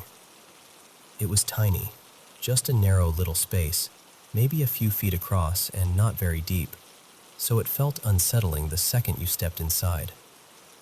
We all took turns. The first round didn't really give us anything, so I decided to try again. I put my phone on a small ledge, started recording, and began asking questions into the silence. There was one moment I'll never forget. I asked, "Is anyone here with me? Were you wronged?" Right after that, I heard 3 distinct taps on the wall behind me. I remember rolling my eyes because I was sure it was Micah messing with me from outside. I even said out loud, "Nice try, Micah. You're not creeping me out that easily." After that, I stopped the session and stepped back outside. A little later, we ended up walking through an older part of the cemetery where local veterans were buried, and that's when I decided to play back the recording. At first, it was just silence, exactly what I expected. But then I heard myself ask, "Were you wronged?" And right after that, there was this faint voice. It sounded like a child, barely above a whisper, saying, "They were cruel to me." I just froze. Then, almost immediately after that, there was another voice, a man this time, quiet but clear enough that it made my stomach drop. He said, "Behind you." And the part that still gets me is what came next. On the recording, just after that whisper, you can hear Micah knock 3 times on the outer wall. Behind me. When I realized the timing of it, it honestly made my whole body go cold. In the moment, I thought it was just my friend trying to scare me, but hearing that warning on the recording before the knocks happened, I still can't really explain that. We left around midnight like we promised, and none of us talked much on the way out.